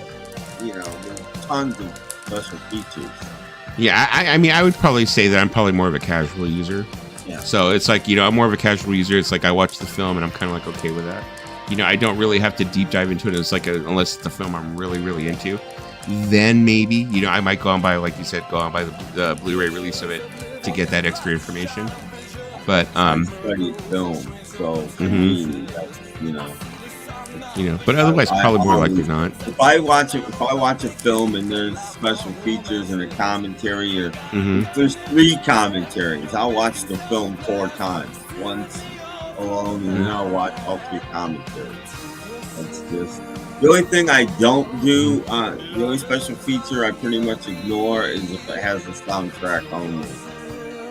I'm not gonna watch the film with just the music. That doesn't. What I liked actually was a small trend that was actually happening for a little while there, and probably like about 3-4 years ago, where you would end up having like different actors and different directors and people who had worked on the movie, and they were making their own commentary and uploading it on YouTube. I kind of liked that for a while there. There was like some that were doing that. Like they would get together and be a couple of actors who were in the film. Maybe they weren't even like the main actors. And they'd be like, well, we're going to give our, you know, they never offered for us to come in and do a commentary. So we're going to do our own commentary and just play it alongside the film. You know, and you would just go ahead and like, you know, play it alongside the film and then you'd have their commentary or whatever, you know. I always thought that like a network like TCM or something, in the middle of the night when not very many people are watching them anyway, they should take the best film or 2 of the day that actually does have a commentary and show it at like 3 o'clock in the morning with the commentary. Yeah. This 80s soundtrack was the music of my high school parking lot minus the few metalheads blasting. Yeah, it basically was. Yep, you got that right, Dan.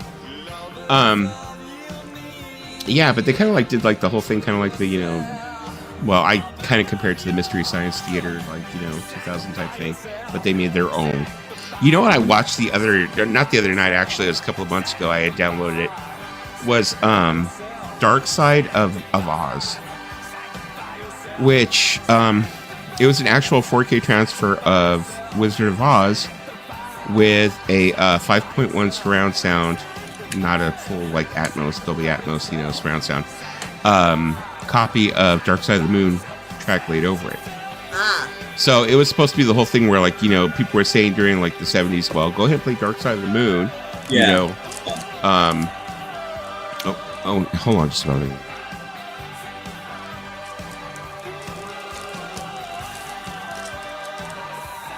You know, it was the whole thing where they would say, like, you know, play Dark Side of the Moon over, you know, the Wizard of Oz, and it's supposed to sync up. And it was supposed to be, I think you started the album right as the lion roared, or something of that sort. And you like this, and you know, I watched it and I was like, I wasn't catching, I wasn't seeing it. You know, I was like, I heard about that theory. Well, you know, I wish I had a way to get the files to people. I'd like you to see it. I made a long time ago. It's not very good quality because you had to use the VCS or VCR because you had to use the Giorgio Moroder version of Metropolis. But if you do Metropolis with the wall, it's I have a DVD that's amazing. So much of it syncs up. It works so well. But it's a much shorter version of the film. But it is colors, but it's from a VHS, so it's not, the video isn't great quality, but it just works so well. I called it Pink Floyd's Metropolis. My brain is fried. Because I thought I heard All Night Long by Lionel Richie, but it's not. A lot of the time your brain is fried there, Lisa. Because I thought it was All Night Long, and I was like all excited about it, and it's not All Night Long by Lionel Richie. That's got to be like one of the cheesiest albums ever made, Lisa. Freaking Can't Slow Down. But I love Lionel that Richie. Song. I love that song, and I love the vibes. I remember that year that album was fucking everywhere. It was fucking everywhere. And I remember he was at the American Music Awards, and he kept on winning award after award for that album, of course.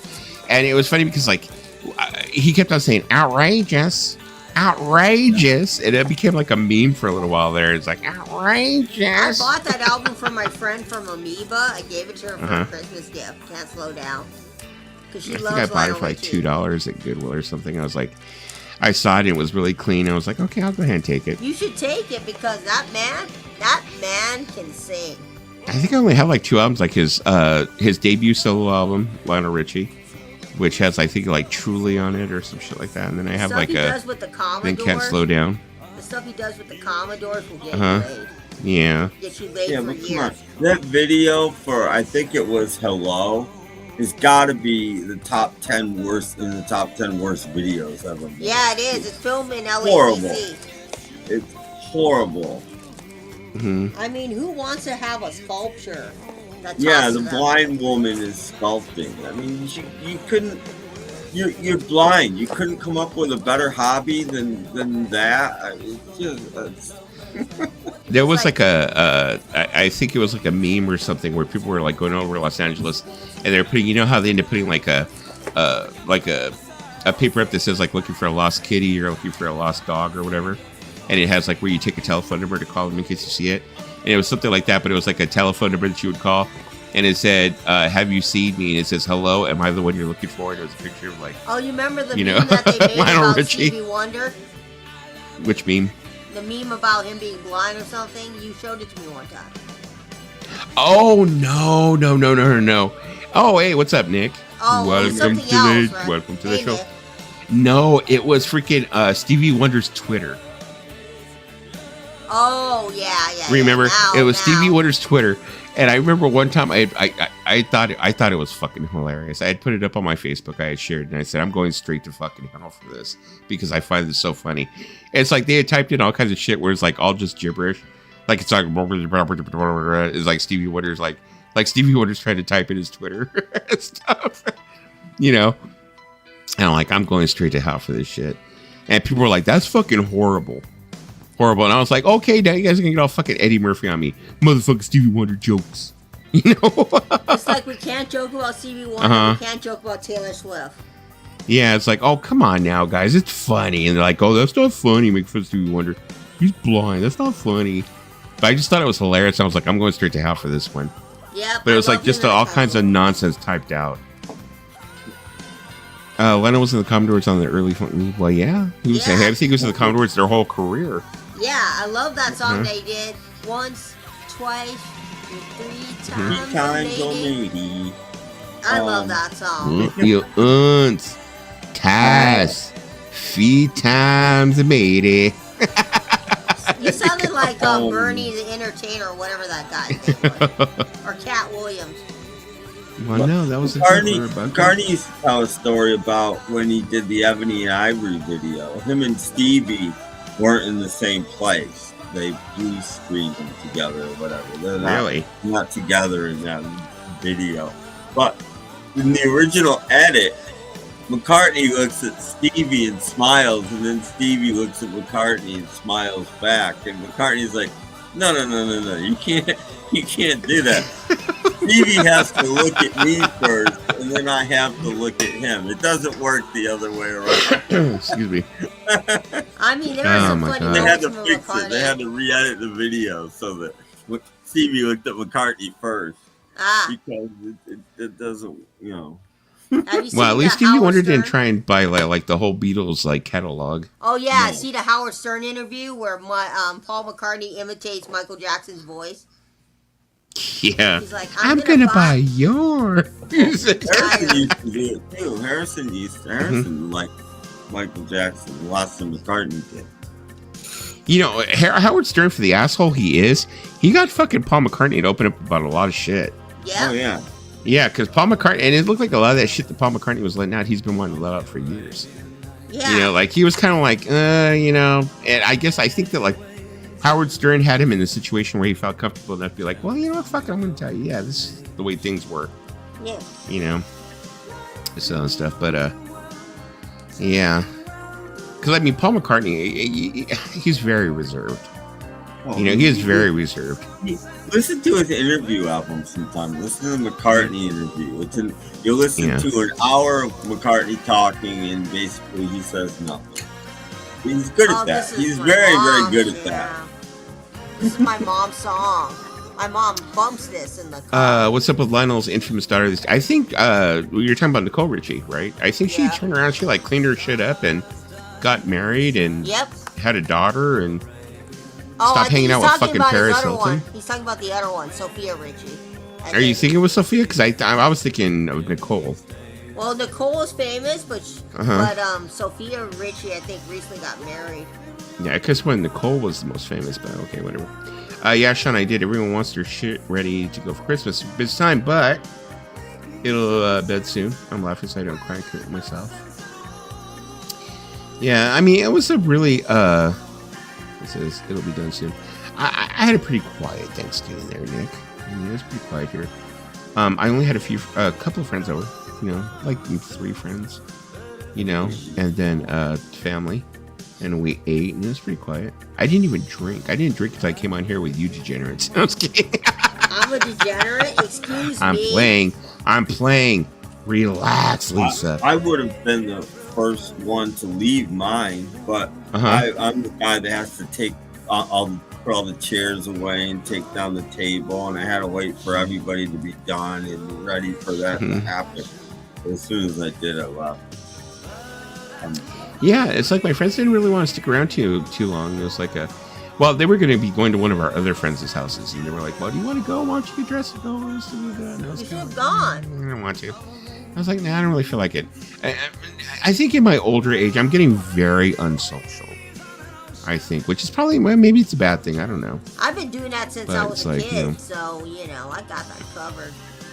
I don't know. I mean, maybe I just feel more comfortable in my own space where I can control things. Well, because when you go to other people's house, you kind of feel like you have to abide by their rules, and then you don't feel comfortable when you're in someone else's space. You don't feel as comfortable. And then, they gotta make conversation with them. Or maybe, like my daughter said, maybe it's a control freak thing. And I was like, I don't think I'm a control freak. She said, no, I don't think you're a control freak. But I think for you, it's kind of thing where you feel like you can control your atmosphere when you have friends over. And you got all your booze as opposed to Well, that too. It's cheaper. Yeah. For me, it's cheaper to stay home and drink and have. Yeah. Because you think, this is my point. Okay. Yeah. Like all the music I'm playing now, all the 80s music, all this stuff. It's like I could go to a bar, okay, or I can go to a nightclub and listen to all this music and pay $10 for this. Yep. Or I could buy a whole freaking 12-pack of this for like $20 and play all this music and just chill with you guys, dirt cheap, right? It's like, why do I want to go to a club? I'm over it. I went to so many clubs when I was younger. It's like now that I'm 52, I'm over it. When you think about it, you gotta pay $10 to $15 for a drink, and you don't get this at a club. Yeah, and if all of you were like local, I would just fucking have you guys all over. It's like just fucking come over to my house. I request to skip this because I hate the safety dance. Hey, no, we're listening to this shit. It's good. Lisa does the safety dance every day when she wakes up. I into this song. I always thought it was annoying and stupid and cringy. This song has special meaning to me. It's Lisa's theme. Lisa is safety dancing every day of her life. No, Lisa's theme is any monkey song. No, it's this song. Does he have to kiss the break? Yeah, exactly, bro. Exactly. I just think when you go to other people's houses, right? You feel like when you go to their house, you're like, I can't touch anything. Like, what if I want to go get a drink? Like, what if I want to go get some water? I have to go ask the people at the house, hey, can I have some water? And then shit. Nick, did you get a stay of execution there? I was kidding. I didn't work today. I was supposed to meet the girlfriend's parents today. If she's got the COVID. She got the COVID. We got to stay of execution there for a minute. So, but she gonna have a talk with spell check. There you go. Sean, you just relaxing and not worrying about work, I assume? Definitely. Staying home is good. Yeah, I mean, I know that I gotta make sure that I don't overly do it, stay home too much, and become agoraphobic, but also, do I prefer it everything else? Yeah, I do. Also, this is kind of TMI, but it's so much nicer to stay home and poop in your own bathroom than in someone else's bathroom. I'm just saying. Because you got everything at your house. And if you clog up your own toilet, you don't feel as bad. Okay, this tells me right here that Lisa's like, that's a confession. Lisa plugs up toilets, so do not let her come over to shit in your toilet. Hey. I I'm not. That's not a statement. That's a confession. You plug up toilets. See, I knew it. I caught her. Do I know this woman, or do I know her? Do I not know her? You know me too well, but I'm just also saying, you know, like say I want to go get water for my water bottle. When I'm at home, I can get as many times as I want. I don't have to go ask the person who owns it. Well, it's not like other people don't have faucets. Yeah, but you know, people can be or particular. water freaking. No, people can be particular. They can be particular. Like don't pretty much this week, Nick been listening to lots of records. My sons came over yesterday and we watched movies. So it's good to live and not just think about work. Nice.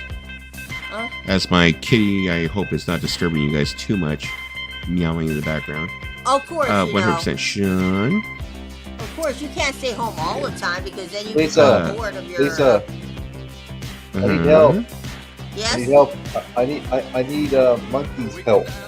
What do you need help with the monkeys? Well, I'm working on a playlist here, and I'm incorporating monkey songs into it. And it says here that Daydream Believer came out on Birds, Bees, and Monkeys' 1968 album. That wasn't, but I feel like it was a single in '67 before that. I think so. Yeah, it was. Yeah. Well, I'm just stating, Dan. I'm just stating when you're in the comfort of your own home, I feel like you can relax more when you're in the comfort of your own home versus being in someone else's home. Because you let your guard down. I think that actually, to tell you the truth, the quarantine really did a number on me. Yeah. Because I hated the quarantine. Well, no, because I think it's in my nature to be a homebody. Yeah. And I think when the quarantine happened, it gave me the greatest excuse to become a homebody. I mean, before the quarantine, were you a homebody or were you going out to clubs every week or partying? No, I was going out quite a bit. I mean, I would go out to the clubs, stuff like that. But I think that, like I said, at my core, I think I am a homebody. And I think that when the quarantine happened, I was able to be a homebody. And there was like, I didn't have to make excuses for me being a homebody. No, I mean, I like being a homebody too, to a certain extent. But, you know, I also do enjoy going to concerts from time to time and other things. Oh, yeah. But I think, you know, in the core essential of it, with my family, because we have a lot of cousins out here, they love to do parties. Like my cousin is doing a party this week for her 40th birthday, which happened on the 21st. And she's having a big old party. And you know what? She's never going to watch this stream. But I got her a gift card because we're not that close. Nick said, anyone seen Men Without Hats recently? Live footage. Excuse me. They're still pretty good. Where some 80s acts are kind of sad to see. Okay. Yeah. And he said, oh my God, I'm going to stop typing. No, I get what you're saying. I mean, the thing is that most of the 80s bands nowadays, especially me, like I said, you know, because I'm into like this shit. A lot of them just aren't original members. You know, you end up having like, which I mean, I can understand. You get the lead singer, they get like maybe the lead singer, and they get like a bass player, they get the lead singer, and they get like a guitar player, and they figure that's enough, and they can just go ahead and build all kinds of other people around them and say they're the original band. Is what is basically happening right now. You know, like Missing Persons, you have Dale Bosio, and I think they have like the original guitar player. I think Cucurullo, I think is actually Warren Cucurullo. I think he's like still playing with him. So they figured that's enough to say they're the original Missing Persons when they really aren't. You know, Warren Cucurullo, though, I mean, he just recently, I think, left her again to like do some more shit for Duran Duran because Andy was sick with cancer. But Flock Seagulls, fucking horrible. You know, Flock Seagulls, you have the original lead singer and a bunch of like guys that I don't know where the fuck you got these guys from. So same thing there. It's really becoming a thing. When you're at a friend's place, you don't ask for a magazine to read in the can like you can at home. That's exactly right, Dan. Who even reads magazines in the can anymore? It's like, don't you have your phone? I read stuff on the phone. I read the stuff on the phone. I was about to say, yeah, spell check is helping on making you look stupid. I don't do anything on my phone. You know, I read. I'm totally guilty of using my phone in the toilet and like staying there way past what I'm supposed to. I watch TikToks on the toilet. I read books. I could see Lisa just like sitting on the toilet and be like, oh, I stopped pooping an hour ago. What am I doing? I better get up. No, but you ever think about it? You get on TikTok and it's like a time waster. You've been there for 20 minutes looking at all these TikTok. You know, it happens. It happens. I mean, I'm not really like big on Instagram, but I like TikTok. He said shows start to melt together over the years. Well, yeah, if you've gone to so many. I mean, I don't think I've ever gone to as many as like Nick has, probably. No, Nick. I mean, I'm pretty sure Nick has gone to like a lot. Up with some cool people. But I've gone to quite a few. You know, especially going back and forth to New Wave, where I mean, I've hung out with a lot of like key members of like 80s bands. Like I said, you know, like I got to hang out with Mike Score from Flock Seagulls when he was eating a pastrami sandwich, you know, shit like that. You know, cool stuff. You know, he depressed me. When I met him, I just felt like so depressed. I was like sitting there. It was me and a couple of my friends were sitting there, and it's like, because when you go to a New Wave bar, they have like the main area and they have like the stage area, and then they have like a banquet area. And I guess he went over to the banquet area to go eat. And I had asked my friend Danny, he's like, "Oh, can I go back there and like introduce myself and say hi?" And he's like, "Yeah, sure, go ahead." And I went back there and I was like, "Oh, hi, you know, nice to meet you, da da da, whatever." And he's like, "Oh, go ahead and have a seat." He's like, "You know, go ahead and talk to me for a little bit." And I remember I was like sitting there looking at him, and I was just like, I felt so depressed. I was like, dude, you used to have the whole coif of hair and everything. I'm like, I feel like an old freaking man now, dude. You have no hair. You know? I'm like, where's your hair? Well, I didn't say that, but that's what I was thinking. I was thinking, dude, you're bald. I mean, like, I remember like the heyday of freaking Flock Seagulls. He had they even fucking made a joke about it in The Wedding Singer. You know, where the guy's like got the whole coif. He's all, "Do you like Flock Seagulls?" No, I can see that you do, though. You know, that was his whole thing, was the hair. And now he's bald. You know, it's like, God, that's so depressing, you know. Are you speaking from experience, Dan? Don't get on a live VPN chat on the can. I don't think any of us have done that, but you probably have. Well, you know. So, yeah. But then you have like a lot of other bands like ABC. It's like you have the lead singer of ABC, who has like a whole totally different band, and he calls it ABC. But I mean, actually, he's fair though. He says I forgot his fucking name. Martin Fry, and he'll you know put himself out as that. He'll say Martin Fry, the voice of ABC.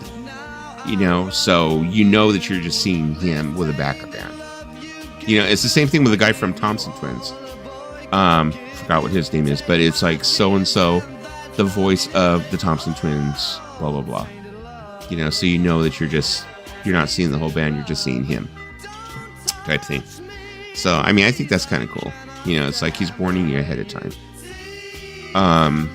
Then you have other bands that will go ahead and do the opposite, where they won't have the original lead singer, and they'll get somebody new to come in. Like Frankie Goes to Hollywood. They totally eliminated the lead singer, Holly Johnson, and they got somebody else new who sounded like him. Kid's like 20 years old and sounds like him, you know, but it's all original members of the band except for the lead singer, you know. And then you have the lead singer trying to sue them, you know, because he wanted to squeeze them for more money and didn't want to go on tour with them, you know, so they found somebody else, and now he's all upset about it, you know, type thing. So, you know.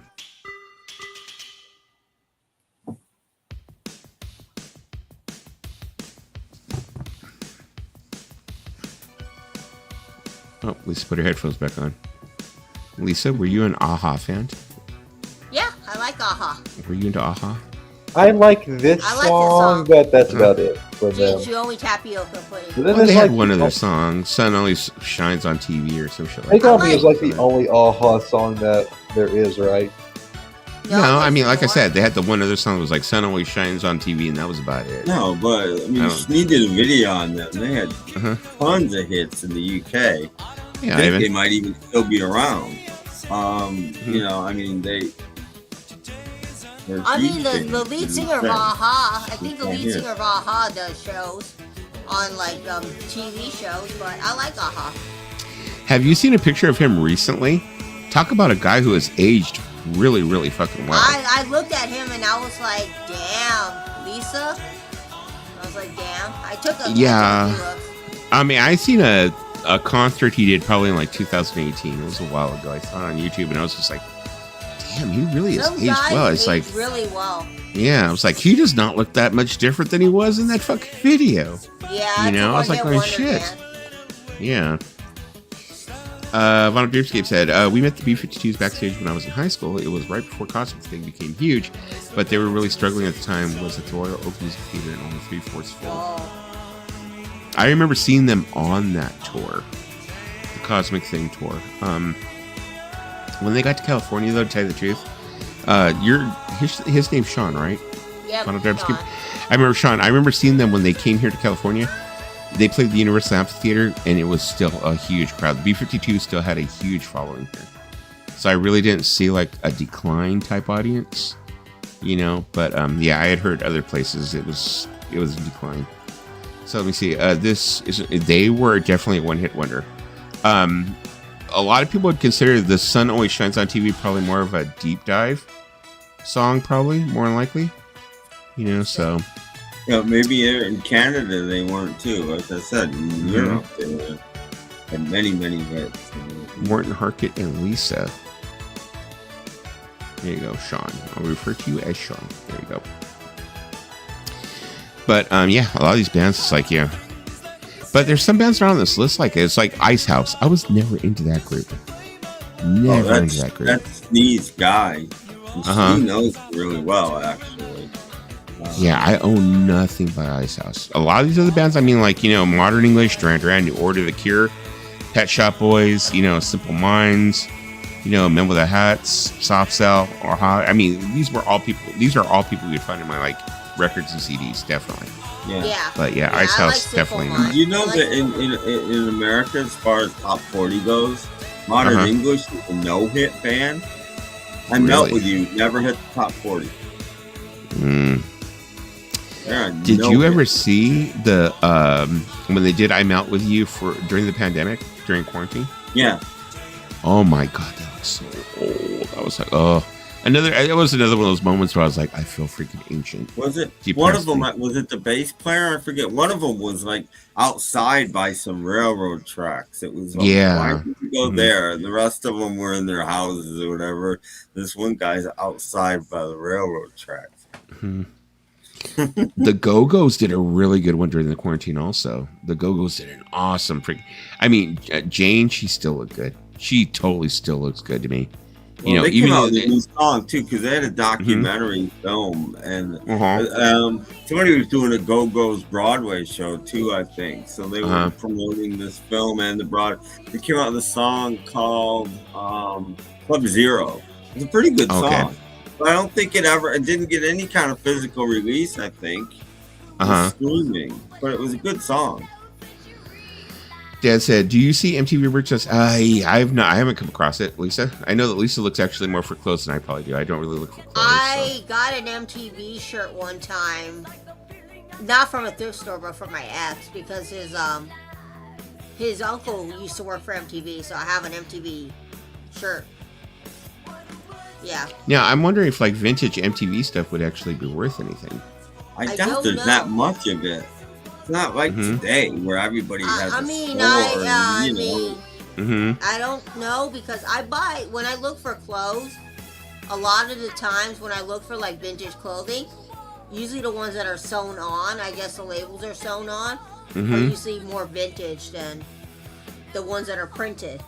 But I like to buy a lot of vintage stuff, and I've not come across a lot of vintage MTV shirts, but I've come across a lot of vintage graphic shirts. That's what I collect. And some of them could be worth money, especially this one Nirvana shirt from the 90s is worth $400. Oh, there's tons of concert shirts that were. I had a Blondie shirt from like 90s. Yeah. No, maybe it was earlier than that, but.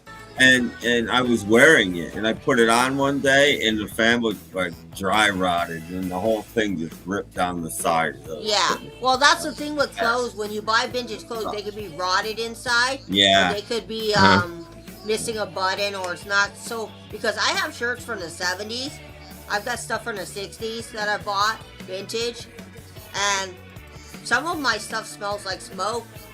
Because, you know, it depends on where you buy it. So you got to sometimes... Well, I mean, during the 80s, people fucking smoked like chimneys. I mean, you know, we didn't really... And the 70s, too. And the 60s. Yeah, I was about to say, people didn't really think about it back then. So, I mean, I have a Boy Scout shirt from the 80s. Well, in the 60s, doctors would recommend smoking as a way to lose weight. Why don't you take up smoking and drop some weight? Don't tell my mom that. I so look forward to your mixes. She makes good mixes, which is funny, DJ Trish. I found this and I have to show you it. Let me go find it. I made a Christmas CD tonight. I'm not sure why. It was all from 45. It may be a podcast next year. I don't know. I'm going to put it in my car and see if I like it. Yeah, I think I'm subscribed to you on Amazon Music. So every time, like when your podcast comes up, it tells me automatically on my Amazon. So it goes ahead and tells me right away. So I'm able to go ahead and like listen to the car. Yeah, I got to remember tomorrow night I put up a podcast. I haven't mixed it yet. So yeah, I gotta mix it first. Yeah. I better, because I'm out of finished ones now. But I've narrated them. I just gotta mix it. Let me see here. Okay, I found Dan's song. Here we go. So this. Can I just randomly? Can I say something? To just to mess with all of you guys. Sure, why not? Pinball Wizard is the only song The Who has. DJ okay, that's a very unpopular opinion right there. I'm messing with you. Of course they have a bunch of great songs. Okay, I was about to say that's a very. I was gonna tell DJ Trish I found a card that she had sent me and it said time. It was about reason why you can't get time back, and she wrote me a really nice letter with it. And I just came across it and I seen I misplaced it, but when I saw it, I was like, wow, something a DJ Trish that I didn't dump out. Well, because I didn't dump out any of her mixes, but, cards, I usually don't keep them. But for some reason, I kept that card because I like it said time. Something you can't get back. Use it wisely. I remember one of the first ones she ever sent me was like, one of the first, like, set of mixes she had ever sent me was like, it was during, like, the early days of when I first started. And it was like, when I was like going to war with Brother Brian, I talked shit to Brother Brian and he's like, sent me a note, something that has to do with Brother Brian, when he was still doing his drunk streams and stuff like that. But it's kind of like it's like a snapshot to that period. Of course I would never say anything like that against Brother Brian. I think he's like the fucking coolest. It was like, because now that I see, now that he's, I see he was fucking right about a lot of things and a lot of people. Because he would tell me too. He was like straight up. He's like, "Oh, Dusty Jr., you'll learn. Oh, you'll learn, baby. You're a baby. You'll learn." And I was like, "Don't you tell me I know what's going on here, Brother Brian. You don't know. I know everything." He fucking knew. He's a Junior, you'll learn. You'll learn, or as they say in Karate Kid, wax on, wax off. Yeah. He was like, "Oh, youngster, you will." Baby Grand. Are you talking about the Billy Joel song? I will see if I can find that, Dan. But I think I'm gonna go back to the list for a little bit, and then I'll find it. Yeah. I always, DJ Trish. I always wash my clothes when I get them from the thrift store. I've been trying to be more conscientious of what I buy because my sister has been telling me that you should be supporting slow fashion, not fast fashion as much. Because she goes, when you buy a lot of fast fashion clothing, she goes, you're supporting these big corporations, and there's a lot of people out there who are slow fashion companies that would like your business more. And she goes, they're a little more money, but you get better quality clothes. And so I've been trying to do that more, supporting secondhand and slow fashion. I've been, on Depop. And as of lately, I've been looking up a lot of Christmas sweaters. Because I have a Christmas sweater that I got in the 90s in middle school, and I lost it. So I've been trying to find a snowman Christmas sweater. Just like the one I had. Yeah, I was about to say, see, Lisa, she goes like thrifting for clothes. I don't do clothes. I just look for CDs, records, books. I think the thing about it is I do clothes, I do CDs, and I do records because ever since I was probably young, I've always, liked the idea of having vintage things or used things, and plus, some of these clothes that I buy, I just like the history behind it and the story. Like, where did this person buy it? Like, I just like the idea of owning something that used to belong to someone from the 60s. Because it's just really cool. So, let me swear. Yeah, let me see if I can find that a little bit later, Dan. But I don't. Wow, we still have 25 people here at 11 something at night. Shoes, Boy, though. I don't buy shoes. Because people must be bored. They're still hanging out with me. Just kidding. I'm just kidding. I'm just kidding. I appreciate every single one of you. You don't do secondhand clothes? I do. I do DJ Trash, but not all the time. But I do because I find them to be cheaper. If I was to buy like some clothing for more money, I just feel like secondhand is just cheaper. But I do secondhand. I've done secondhand for a very long time. But I also do regular places too, DJ Twist, like Old Navy, Target. I do those too.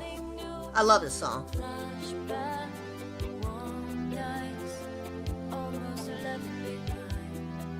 We're a star for entertainment around here. I think a lot of people are.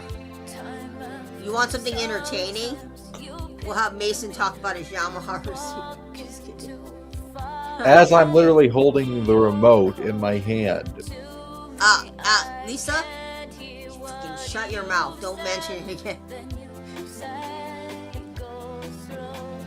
Well, which would you rather hear me talk about? The receiver or the Beach Boys? Leader. You know what? Let's talk about something that Lisa wants to talk about. No. Let's talk about something Tim likes. Okay. Let's talk about something Tim likes. Tim likes nothing. He likes a band called... Hey. Tim likes a lot of good music. He likes a band called Nothing. Tim likes a lot of good music, trust me. Tim does. Tim is cool. Tim's music tastes are like really, really good. Well, DJ Trish, I have clothes that I've had since high school, so yeah, they're like 25 years. Oh, I've had clothes that I've had since junior high, so I beat you on that one. Well, I have clothes from junior high because too. you're only 2 years out of junior high, Mason, and Lisa's 20 years out of high school. So no. Yeah, you know how long I've been out of Mason. When I graduated high school. I'm 24. I don't know if you knew that. No, I knew. I'm exaggerating, but Lisa being a lot older than you. Mason graduated high school. Mason graduated high school in 2018. I graduated high school in 2001. Correction, I graduated in 2019. I was held back a year. Yeah, but I graduated in 2001. That's 23 years ago. That's crazy to think I've been out of high school for 23 years. Well, I'll save you the trouble, Dan, because mid-70s Beach Boys albums, I would much rather talk about Love You. Dan, I would much rather talk about Love You than 15 Big Ones when it comes to mid-70s Beach Boys albums. Okay, everybody, prepare yourself. So don't prepare yourself. So I'm leaving it at that. I'm leaving that subject matter at that. It ever reminds me of the time when you talked about Mozart or Beethoven. Yeah, can we play some of that? Why are we gonna play Mozart? Why are we gonna play that kind of music? You want to lose viewers for Dusty by playing Mozart? Not Mozart. I want to hear Beethoven. Let me tell you. I want to hear Beethoven's Pastoral Symphony. You know why I don't want to hear that? Because you know how many songs of Beethoven I played when I took piano? A lot. I was like so over Beethoven. Did you learn the piano? How long did it take you to learn the Pastoral Symphony, and was it hard to learn? I didn't learn that. I learned For Elise. I learned the Symphony Number 9. I learned the Minuet. Was that Mozart? No, I was just over classical music. To be honest with you, I learned Bach. I learned Handel. I had to play Vivaldi. I was just like, my God. I mean, I don't have anything against classical music 100%, but it's just when you did so much Beethoven for recitals, you kind of like no more Beethoven.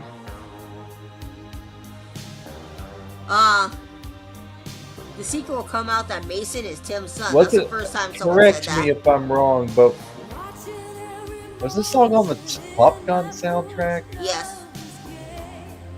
Well, I figured. Yeah, I don't think Tim and Mason don't look anything alike, so.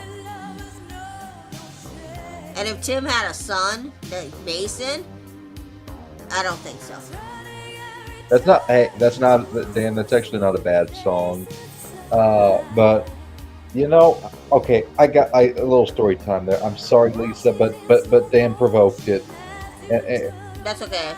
The first version of their cover of Cotton Fields, which, you know, Al Jardine once again did the Sloop John B effect and suggested a folk song for the group to record, and they did it on 2020. Brian produced it supposedly for that version, and then the single, which is another Help Me Rhonda deal, where the single version is a re-recording thing. The single version is way better, and ironically, that's the version that wasn't produced by Brian Wilson.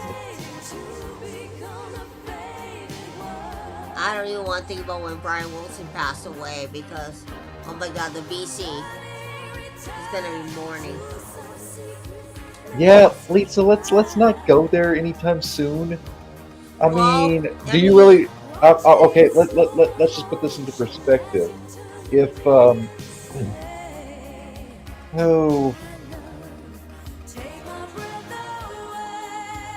I lost my favorite singer in 2021, so I know. If Mickey Dolenz passed away tomorrow, how would you feel? I feel sad. Hell, I lost 3 members of the Monkees already. So Mickey Dolenz passing away, I'd be like sad, but let me tell you honestly. Yeah, losing the last of the 3 Wilson brothers would be like you losing pretty much the last member of the Monkees. Yeah, but he's Brian the only Wilson, one left, right? Yeah, but Brian Wilson has dementia, so. Well, yeah, he doesn't have many more years left for sure, but. Let's all be honest here. If Paul McCartney passed away, the BC would be going crazy. Well, he's Mayo would be crying. My theory is that he's quite possibly going to croak before Ringo does, especially considering Ringo's health. If Mayo cries, I am going to screenshot that because that's going to be scary. Okay, I mean, Ringo's in his 80s and is getting around great. Well, he's Ringo he's definitely going to outlive Paul. Okay, what did I miss? What's the conversation? Places. Paul they were showing like screening, I think the new Beatle movie or something somewhere. I don't. Yeah. In New York City. Paul was spotted in the audience. It's like what? Yeah, Beatle 64. They're putting that out on Hulu, I think. Is it? Mm-hmm. And Paul was there with his wife. Yeah, okay, there's 20. That's coming out tonight, I think. I think it's coming out like 2:00 in the morning tonight or something. Oh, really? In theaters? Disney Plus. No, Disney Plus. Oh, Beatle 64. Yeah. Yeah. Oh, the documentary. Yeah. So he was at his They special. gave a public screening somewhere apparently. It was in New York spotted City. in the audience. Yeah. Well, let's go ahead and take a look here and see if it's actually up already. There's a person named Skylar Moody. Yeah, no, it went to should the be. premiere. I think it usually about 2:00 and 6:28 my time. It should be up. Well, maybe it staggers. Maybe your time it's not up for like 2 hours and 40 minutes or something. My time is up. Yeah, let me take a look here. I mean, because I don't have Disney Plus, so I don't. But I saw the movie. Still not up yet. I mean, Well, Holy shit. 3:00 in the morning. I don't know. Okay, no. It says actually here coming to Disney November 29th. So I have to wait actually probably about 30 more minutes. Yeah. Oh, okay. So Yeah, but it says here. Install yourself over. Just go watch the restoration of the Let It Be film. Get back, dropped at 2 or 3 in the morning. I mean, I want to see it. Yeah. I want to see it because I heard a lot of good things about it. Dusty, just install yourself over. Just go and watch the Let It Be restoration project on Disney Plus. That's something you can watch Beatley related on Disney Plus while you wait. Yeah, it says actually it's going to go ahead and I will be open to it by 12 midnight, November 29th. Oh, the Yacht Rock documentary comes out on the 29th too. That's right. That comes out tomorrow too, huh? Yeah, the one on HBO Max. Yeah. Holy shit! We need to have a private screen.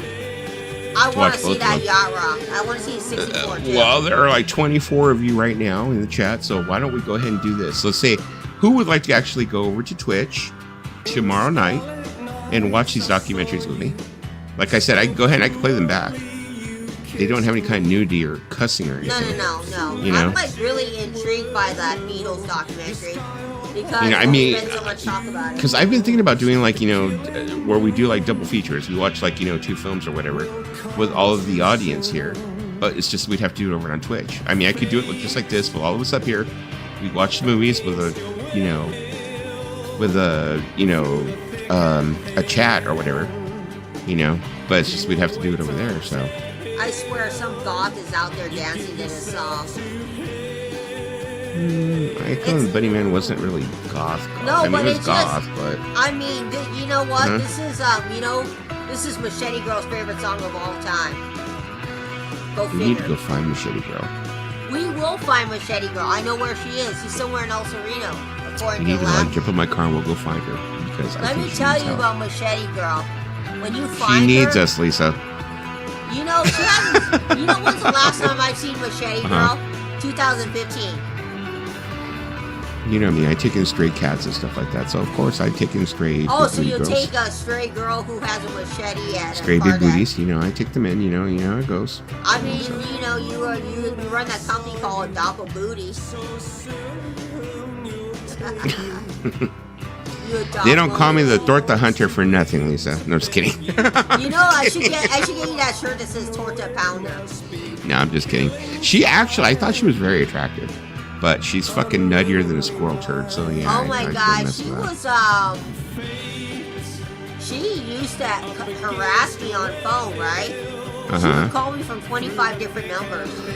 And one time she was breathing on the phone. Do you think that, okay, now I'm gonna like get a little bit deep here. Do you think that maybe she might have like had a thing for you, kind of like, I thought about that. And I told her I don't swing that way.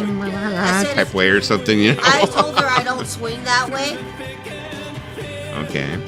Well, I mean, yeah, of course you don't. And I thought about it because the way she gets so possessive when I wouldn't hang out with her sometimes. Well, yeah, that too. And I was like, I just don't want to hang out with you. And then one time she called me on the phone. She said, I'm going to kill you. I'm going to come to your house and kill you. And I was like, yeah, we're not talking anymore. Well, you gotta think about it this way, okay?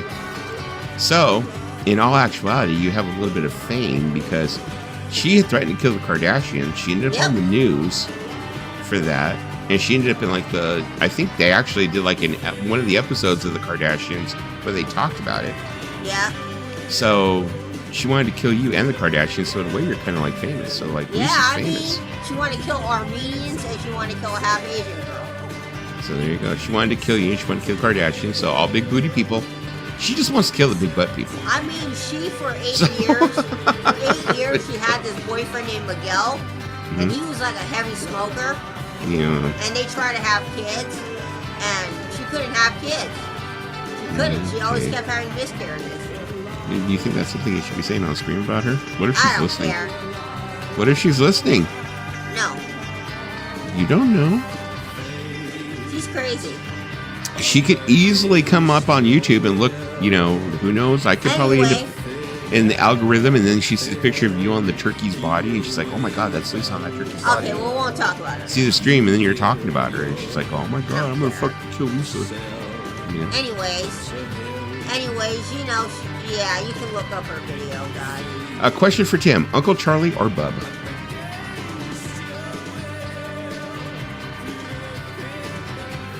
Uncle Charlie, I guess.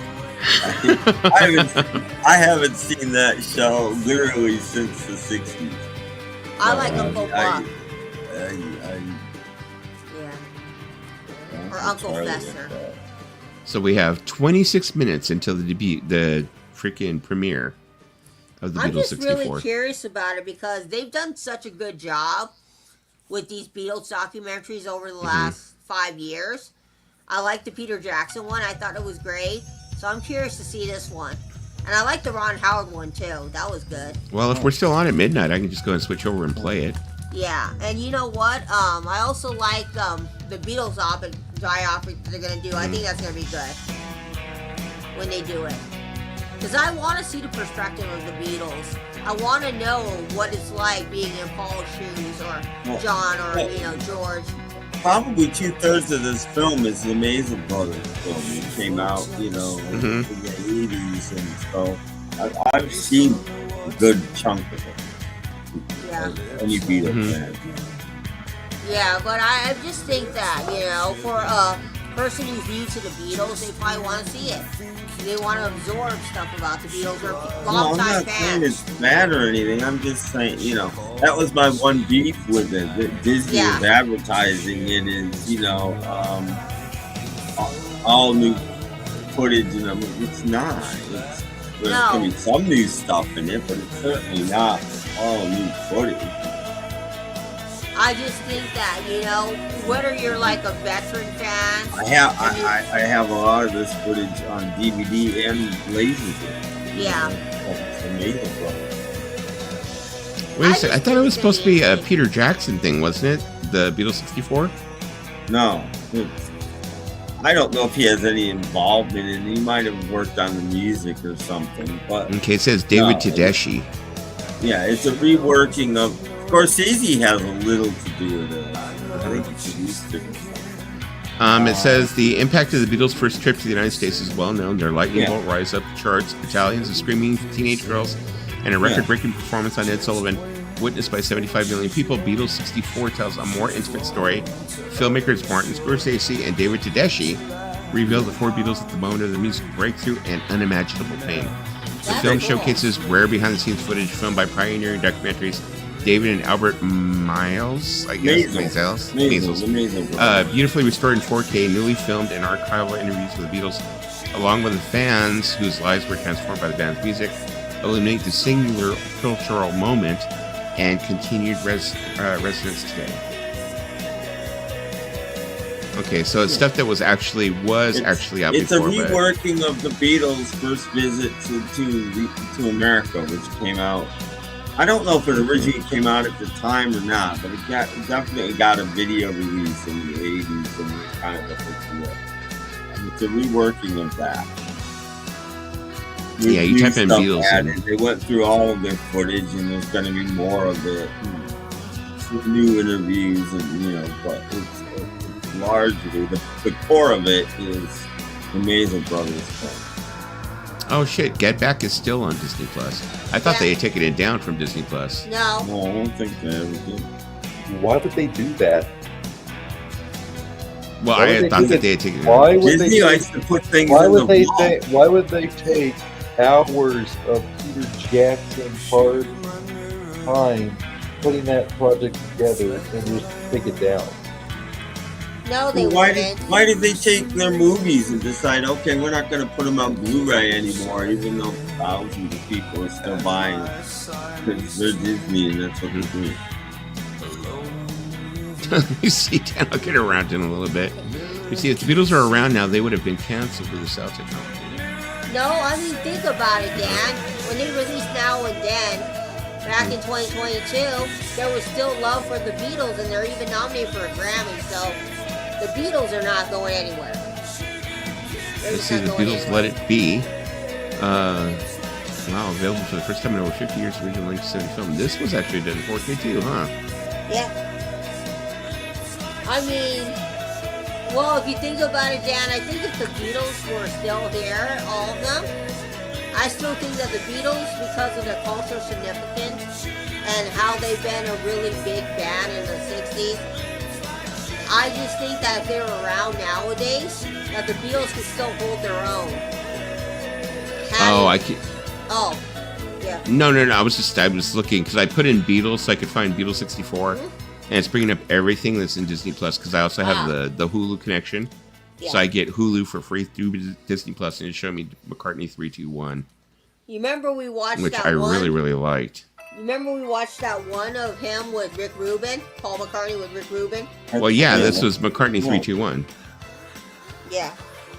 and stuff. I like how they like.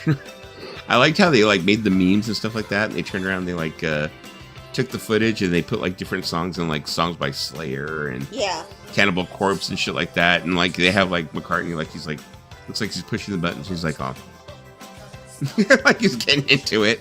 Yeah, the Beatles have a lot of fun. I mean, when you look at Paul McCartney, Dan, he went to the premiere for Beatles 64. It says, no, I mean, the Beatles had lots of fun like anyone, I'm sure, like Led Zeppelin did. I mean, Paul McCartney was at the premiere for Beatles 64. He was just sitting there in the audience like, hey, did Ringo Paul show McCartney. up? No, it was just Paul. I don't know if Ringo showed up, but I saw Paul. He was there with his wife. And I think James McCartney was there. Oh, no, Sean was there. Sean was there, Paul...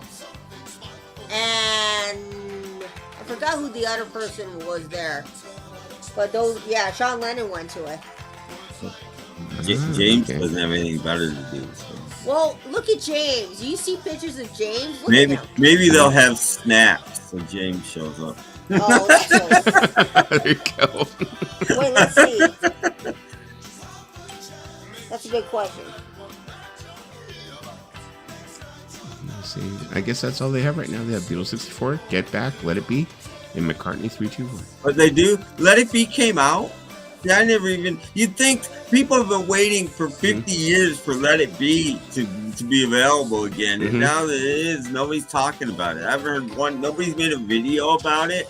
Nothing. Surprisingly, and I mean, it's in 4K. It's in 4K Dolby Atmos. I know. The most purest, you know. What is now? Getting this 8-hour Get Back thing instead of Let It Be, and then that's out, and nobody's. Oh yeah. Disney Plus totally restored the original Let It Be with Peter Jackson. Oh yeah. Well, I just feel like Julian Lennon. Lennon got the short end of the stick. When it He came really to did. stuff. He really did. I mean, but like I, you know, Dusty, you ever listen to Julian Lennon's song? I think it's Much Too Late for Goodbye or something like that. Oh yeah, from that was from the Secret Life it of was from his first album, right? Like it was from his first No, I think album. it was on the was it on the no, first it album? was from his first album. That was his first single. Oh, okay. That I don't know why I thought it was from the Secret Life of Daydreaming. The first time I heard that song, keep this in mind, Dusty. The first time I heard that song, I had to check again to make sure it was actually Julian Lennon, because I was like, is that an outtake from freaking Milk and Honey by John Lennon? Balote, yeah. Don't make me bring out my copy Like, of Balote. On that song alone, he sounded so much like John vocally. Like, I had to literally be like, look it up to make sure it was just Julian, because I'm like, is that a freaking Milk and Honey outtake from John Lennon? Well, I remember when he first came out, when he was actually first releasing music. I remember that was the only time my mother had ever turned around and looked at me. She's like, "Oh my God, he looks exactly like his father. He sounds like his father." He's all, I could see hope for a Beatles reunion with him in the driver's seat. You know, and I was kind of like, okay, whatever. I mean, I was too young to really like, you know, be into it or whatever, but you know, I really thought that maybe he could have like had a chance to like step in for like John. You know, but that never would have happened. Also, yeah. Why would we want to put them through this? Yeah, like I mean, I had mentioned one time before. I said, "Well, what about like?" And I mean, there was a lot of Beatles fans who like jumped all over me, like it was sacrilege. They acted like I had peed on their heads or some shit. When I said, I was like, "Well, would it be kind of nice if like Danny and like, you know, Julian or, you know, Sean like stepped in, and you had, you know, Paul and you know Ringo play with them and stuff like that." And they're like, "No, that would never work." What the fuck?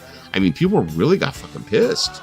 Yeah. For me, even suggesting that. I was surprised never happened, and you would have thought maybe it would have, just as a one-off thing, because it would have sold a gazillion albums if it was any good at all. But the Beatles kids form a band. Yeah, I mean that. Yeah, you know, I mean, think about it. They've got a drummer. I'm sorry, I can't take James seriously. But you can't take Paulson seriously. But he'd have to let him in the band. But Paulson is always sending me like requests on freaking Facebook. You've got one of the best drummers in the world today. Seriously, fucking drums. I do like Zach Starkey. He is. I do like. He's good. He's good. I think he's better than his father. He's better than his father. You know, Danny Harrison's good. You know, yeah. And Danny Harrison looks so much like George. It's not even funny. Mm-hmm. I know they wouldn't want to do it. I understand why they wouldn't want to do it, but it's money in the bank. Well, could you imagine how quick that would sell out if they just said, we're going to do the music of the Beatles for one night, and it was all the Sons? Can you imagine how fast? Even me, that I'm a casual Beatles fan, I would get my ass out there trying to get those tickets. You know what? I'd fucking buy front row seats for that. Yeah, it's like even casual Beatle fans would be like, I got to be there for that shit. That's what I'm saying. You know? Or if they did it just a couple of shows, but I think they should do new music because they're all songwriters and they're all Zach isn't really a songwriter, but or a Beatles song. One of their songs, a Beatles song, one of their songs. Yeah, that would be freaking perfectly fair too. I'd be down for that. But that's you know what else would be kind of cool is if they all got together and decided to like do a live show and decided to like perform each other's solo songs. You know, like. For example, Danny do one of Julian's songs, or leave James McCartney out of it. James McCartney's music. Well, no, that's what I was like trying to say. Actually, Mason, I was like saying, okay, well, if they did like one of their songs and the Beatles song, and then maybe like a Julian song or or Sean song, and then they do a Beatles song, and then they do like a Danny song, and then they do a Beatles song. I think that would like. I mean, if we're gonna rank the solo work, I think Julian's number 1, Danny's number 2. Well, yeah, of course, Julian's gonna be number 1. I'm sorry, Sean doesn't even make the list. Julian, then Sean, then Danny. Sean's done good. Have you ever heard his stuff he did with God? What's it called? It's called Claypool Delirium. Yeah, the Claypool winning. I mean, that's why I'm sorry, I put him at compared second. to Julian, Sean was spoiled. I give Sean a little bit more respect now than I did before, because I mean, before I used to like just be like talking shit because he was Yoko's son and he did that fucking stupid song. It's okay, it's gonna be okay. It's okay. It's not my thing. It's better than what James does. Mm-hmm. That's why James I don't like Danny's solo stuff either. Danny's solo. That dude just makes me cringe for some reason. James McCartney. James McCartney, I listened to all of his songs just to give him the benefit of the doubt, and they all sound similar. That's what I'm saying. He's got that similar voice. None of them are really great. You're right. Julian might be the best songwriter, but they could get together. They could get together and write like the Beatles wrote and actually pool their ideas. And, I just thought that Julian did Valote. He did very good crafted pop songs, and I just think that Sean, what he did with Sabertooth Tiger, I did not particularly enjoy as much as what he did with Les Claypool, with Lennon and Delirium. And then, same with Danny. What he did with Me Too, I think that's the name of his group, was great. I liked it, but what he did for his solo stuff, I just never really got behind it. No. I just feel like Julian sounds a lot like his dad, though. Okay, let's see. Here's a cover of him doing Imagine. Okay, let's go ahead and play this back. Let's see how this goes. Yeah, let's hear this.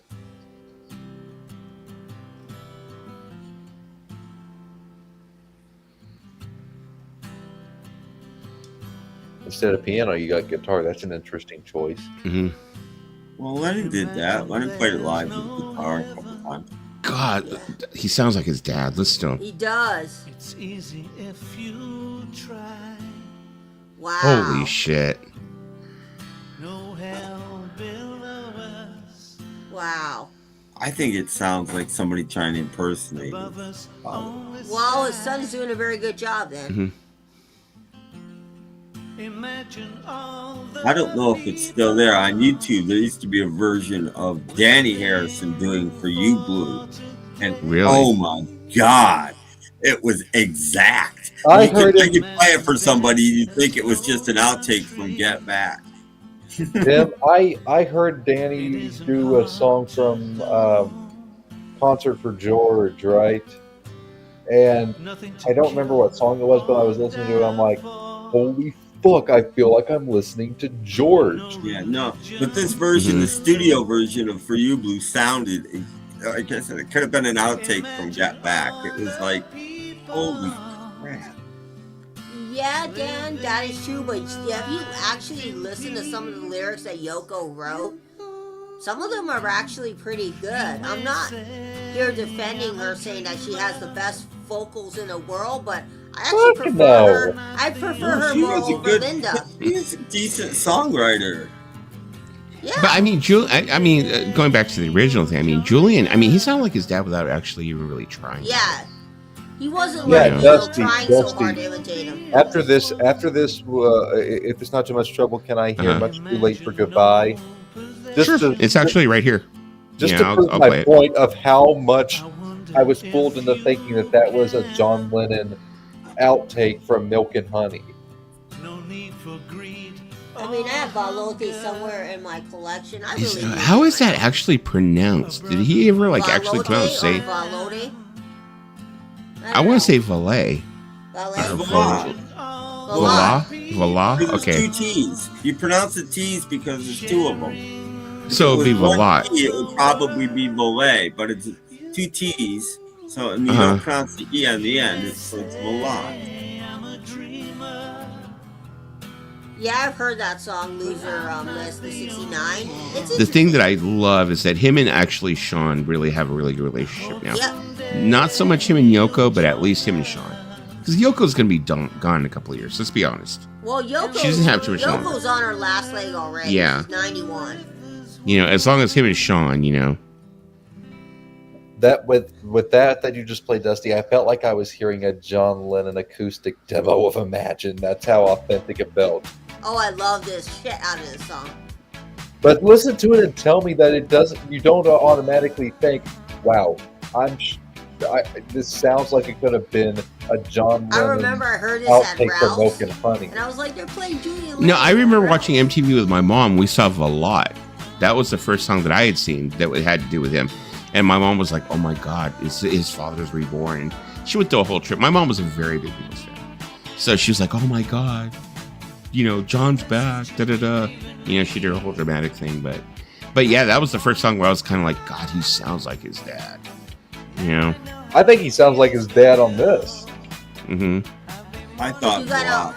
But you gotta understand, Dan. He didn't get everything he wanted. The thing that really does not sit well with me was the whole fucking guitar situation. That really, when he was like, he just wanted a couple of his father's guitars. And she was like, "No, fuck you. Go bid for him. Go to the auction and get him." It was like, fuck, that was so fucked. Yeah, I mean, because guitars, are something, I kind of feel like guitars are something that are extremely personal. Yeah. His father played them, he touched them, and it was something extremely personal. Why didn't she just give them to him? Not all of them, but at least some of them, Why did she make his own son have to pay for something that belonged to his dad?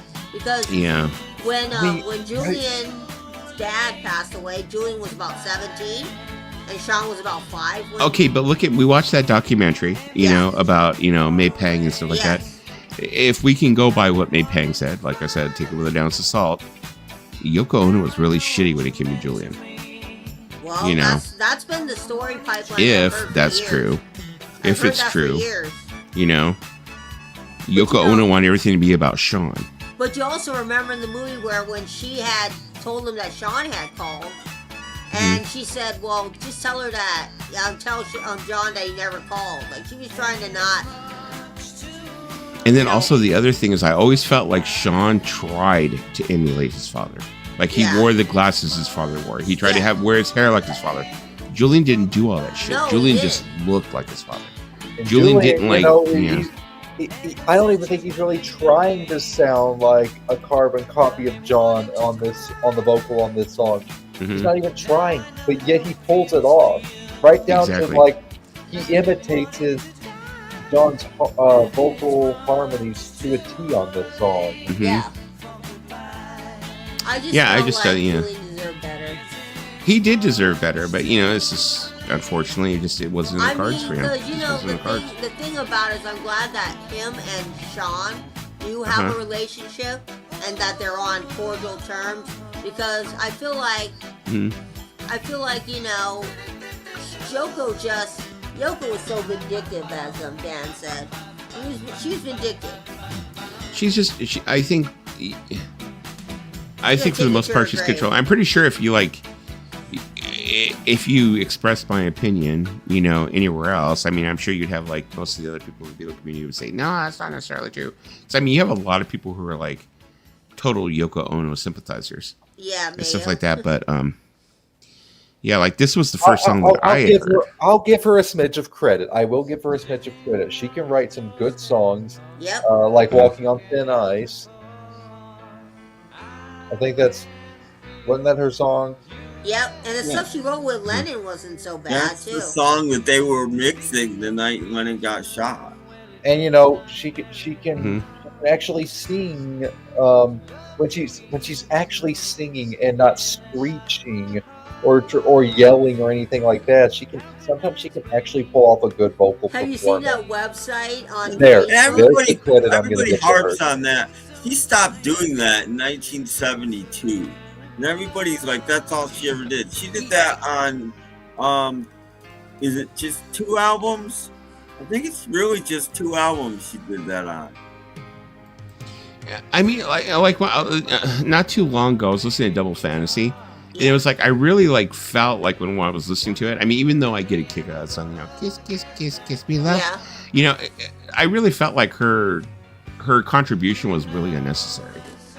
Yeah. You know, even though I understand that he tried, you know, John totally tried to make it like a, you know, John Lennon Yoko Ono album, like it was both their albums. Yeah. But it's like, Well, I disagree.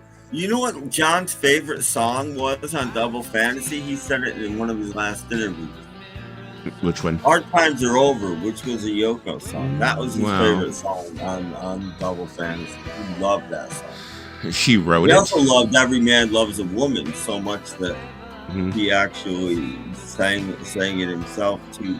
And then it got really because that version, Tim, off the top of my head, that version where it's Dawn on the vocal, my knowledge did not come out until the Give Me Some Truth compilation. No, it came out. It was a hit in England. It came out around 82 or 83. It is a stopgap while they were still working on Milk and Honey. They released that single. You know what I think happened to Julian is I think Julian just could not hang with the comparisons to his father. No. He wanted to be his own person, but unfortunately he just sounded too much like his father. He looked like his father, and he was not going to get away with it. I mean, You know, and we were going to think of like his dad died in 81. This album came out in what, like 86, 87, 85, 86. Julian's first album came out in 84. 84. So it was still fresh. You know, John Lennon's death was still fresh in the public consciousness. John you know? As a matter of fact, his first John album Lennon came died out the same year that John's last album came out. Yeah, I think it came out first, but I could be wrong. But it might have I come out mean, if you before think Milk. about it, it's hard for like certain people to do albums and be as good as their, you know, musician dad counterparts. Like, if you think about it, there's one guy that I think actually sounds really good, Jacob Dylan. I think he forged his own career. He sounds good. Well, But yeah, I mean, some people hide from their, you know, who they are. Yeah.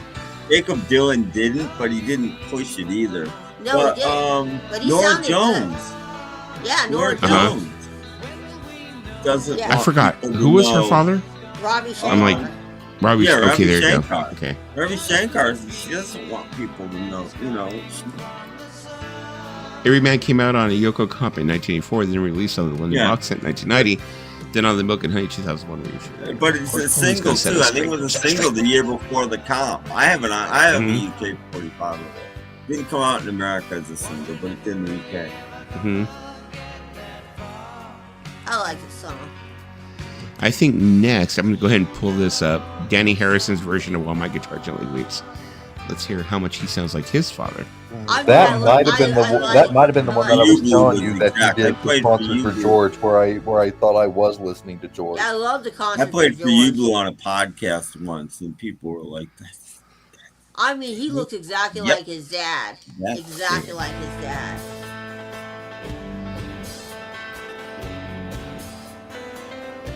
Yeah, Danny Harrison does look a lot like his dad. I mean, I love the concert for George because they got all the greats to come together and just celebrate George. Have we ever watched that? I know that I have the whole full movie. Have we ever watched it? I have not watched it in its entirety, but I would be open to watch it because I like. Yeah, we got to get together. I mean, I have so many movies we need to get together and like freaking watch. I'd be open to watch it because I know I have that in an evening for George or something like that. Yeah, there's also one I think called Brian Fest would be a good one to watch too. It's a tribute to Brian Wilson. I hear enough George in him. What about you guys? I hear a lot of George in there. But the thing is, like, sometimes I wonder, like, how much is just they sound like their father without trying. It's like, it's like I want to. Julian just pulls it off naturally, I think. Yeah, like Julian is just natural, and I feel like Sean sometimes he tries too hard to emulate his father, and I feel like Julian doesn't. So that's the reason I like watch that. I'm like, okay, is Danny trying to emulate his father, or does it just come naturally that he is, it just comes out naturally? And James, I don't know who the fuck James sounds like, but it ain't Paul. No, it's his own self. For you, Dan, I will. James got his mother's voice. Let me go ahead and play this for our regular Dan.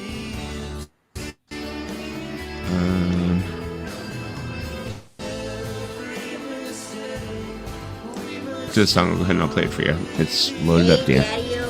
Daddy-o, that sounds like it belongs in never mind. My mind went there. Well, he is one of my regulars, so I will go ahead and I'll play it for him if he wants to hear it. So. I never. But yeah, that was like one of my things. I was just kind of like, well, are they really trying to sound like, I don't think their father, or they just they actually do it? So. I think Danny's trying to forge his own path in music because that's the thing when you have a famous dad, people are always going to give comparisons. Oh, you sound like your dad George, or you look like him. Well, like Jacob Dylan, like he looks like his father. He sounds somewhat like his father, but he doesn't try to sound like his father. He's not trying, but it just comes out. Now I'm wondering if he did his father's songs, I think he would. I think he can't help it. Oh yeah. Yeah. Because if you sang a song, if you sing a Beatles song, you would sound more like the Beatles than you would singing a Smith song. Just naturally, you've heard that version so many times, your voice is going to adjust doing it the way they did it. That's I totally understand. Not necessarily trying to do it. Yeah. Yeah, definitely. It happens.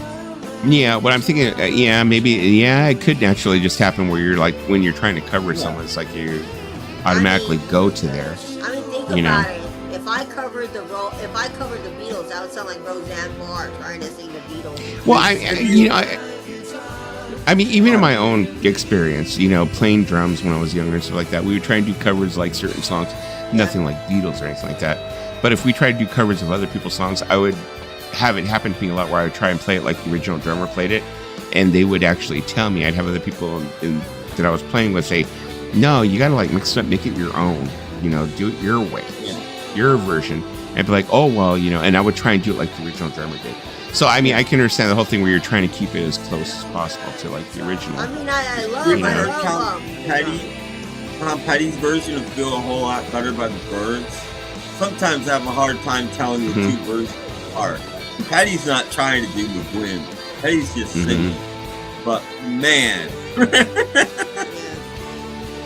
I don't think this is the live version, Nick. I think this is actually like a recorded studio version, I think. But it sounds like this. It sounds like something Prince would play. Jacob was someone who not tried his dad's coattails, even at the beginning, not even letting people know his last name was Dylan because he didn't want to be classified as a Nepo baby. It came out pretty quickly. Though, to be honest, Paulina, I mean, we knew. I mean, it was Jacob Dylan. We knew. When the Wallflowers came out, because I remember that's the only reason why I bought the Wallflowers album, because I knew it was Jacob Dylan, it was Bob Dylan's son. Well, so I mean, I don't think it like was hidden for too long.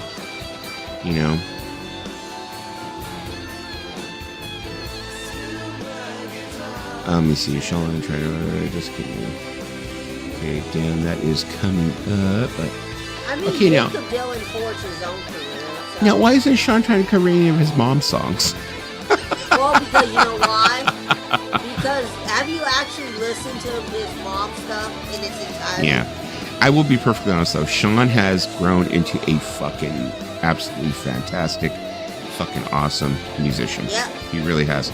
I really did not think he was. Because, I mean, I still think of that little kid from the 80s who played that song. It's going to be all right. So it's like, I fucking stick with that kid, you know? He's probably a better guitar player than his father. Okay. Was that Ricky Nelson's kids? That wasn't Yeah. Ricky Nelson's kids, was it? Nelson? I think so. Yeah, I it was his two sons. Oh my God. I did not even know that. Yeah. Let me see. Nick said, this is the live version, I believe. He's playing the same licks. While he is fucking carrying his dad's fucking torch big time. Yeah. Yeah. He's playing the same licks. Because let's put it this way. George Harrison was a fucking awesome guitarist. We know that much. Well, Oh, let's you're right. get There you go. ready- It was the live Let's version. get ready to rock. Good practice. And we're getting ready to rock here. Here we go. Get ready to rock, Tim. About George. He needed some practice. He said, Tim, get ready to rock. This sounds like a country song.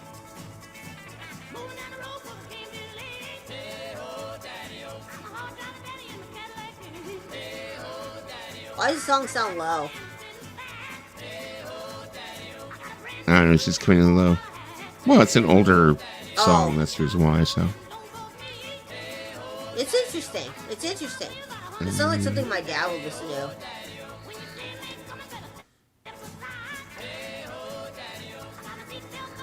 Come on, Tim, start dancing.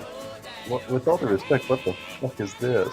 It's dance request. Come on, people. We respect that people have different This tastes. is Hey Oh Daddy O New Beats. It was a request Okay, put in I by was Dan. gonna who say, is one of our regulars, so.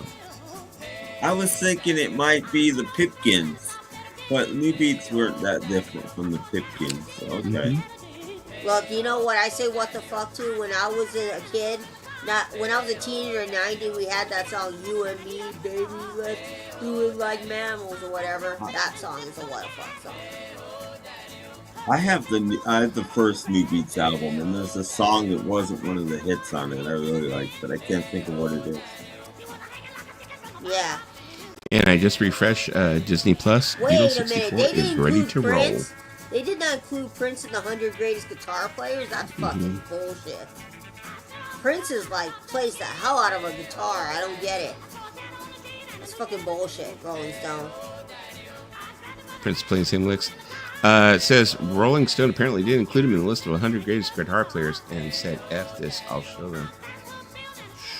Prince was a fucking absolutely awesome Oh my guitarist. god. All the stuff he played on was amazing. And of course, you know who was number one on the 100 greatest guitar list, right? It's pretty obvious who was number one. Who? Jimi Hendrix. Yeah, but that's like so simple. It's like, you know, I know, but he was number one. I was just like not surprised when they put him in it's number Lisa's one. song. The guy that couldn't even tune his own guitar was number one. Yep. I don't know. Oh, this is my song. Yeah, It's I Lisa's love this song. It's the Lisa song. You know, people give Yoko shit, but Yoko wrote some pretty good lyrics. Not this one. What'd you say, Lisa? What'd you say? What's that mean? What's in English? It's What's in it mean? English. Okay, here it goes. Let me send Paulina a link. Yeah, you're gonna want to come up because we're probably gonna transfer pretty soon and start watching that Beatles 64 there, Paulina. You want me to tell you? You want me to tell you something? Yoko was better than Linda McCartney. You could take that to the hill. Well, no. Yoko's a classically trained pianist. But I mean, come on. Have you listened to Yoko's albums and Linda McCartney? Yoko, I think is better. I'm gonna get shit for that, but I don't care. losing him pretty hard. It's weird when you don't even know. You know, when John Lennon died, well, of course, was not a Beatles fan or a Lennon fan, but I saw how my mom reacted to it, and that affected me. So I think that's the reason why. It's crazy to think that John Lennon had passed away 2 years before I was born. And I Hello, never got to, Paulina. see John. Hey. Paulina. So I have to elaborate on my last thing because Uh-huh. the Wallflower started in 1987, Mhm. but they didn't break out until sometime 1995. But what happened Mhm. was nobody ever knew that he was Jacob Dylan until sometime in 1992. So he Okay. went through so many years as Jacob, and it wasn't until the Wallflowers got signed that someone was there when he was getting signed that they actually recognized him when he was a kid because he used to be backstage with his dad when his dad used to tour with Tom Petty and the Heartbreakers. And so when he was getting signed, someone Okay. pulled one of the A&R people aside and said, like, do you know who he is? That's Jacob Dylan. They're like, yeah, so Dylan, his last name is Dylan, his father is Bob. They're like, holy shit, that's Bob Dylan's son? They're like, yeah. So they asked him, They finally Hey. made the connection. They finally made the connection. well, they said before when he was getting signed as just Jacob. But someone told the A&R guy, his last name is Dylan, as in Bob Dylan. And so they're like, why don't you tell us your okay. last name is Dylan? They're like, I didn't want to be associated with my dad's music. I wanted to make it on my own. So he had this fan base already before anybody knew he was Dylan. So that's his story. Yeah, I mean, I'm glad he went Yeah, with okay. Dylan instead of Zimmerman. Can you imagine Jacob Zimmerman? Oh my That's God, Bob James Dylan. sounds nothing like his father. This is James McCartney. He sounds nothing like his father. Why are you torturing me with the skin? I wouldn't listen to all his music. Because you love it. Because I know you Why accepted are his we- friendship I on Fuck Your side Friend with for you on Facebook. this. Why are we listening Oh, yeah. to this shit? Look, first This off, Because you will listen to it and you will like it. wait. First off, let's give him a positive. He's trying to forge a career. He's trying.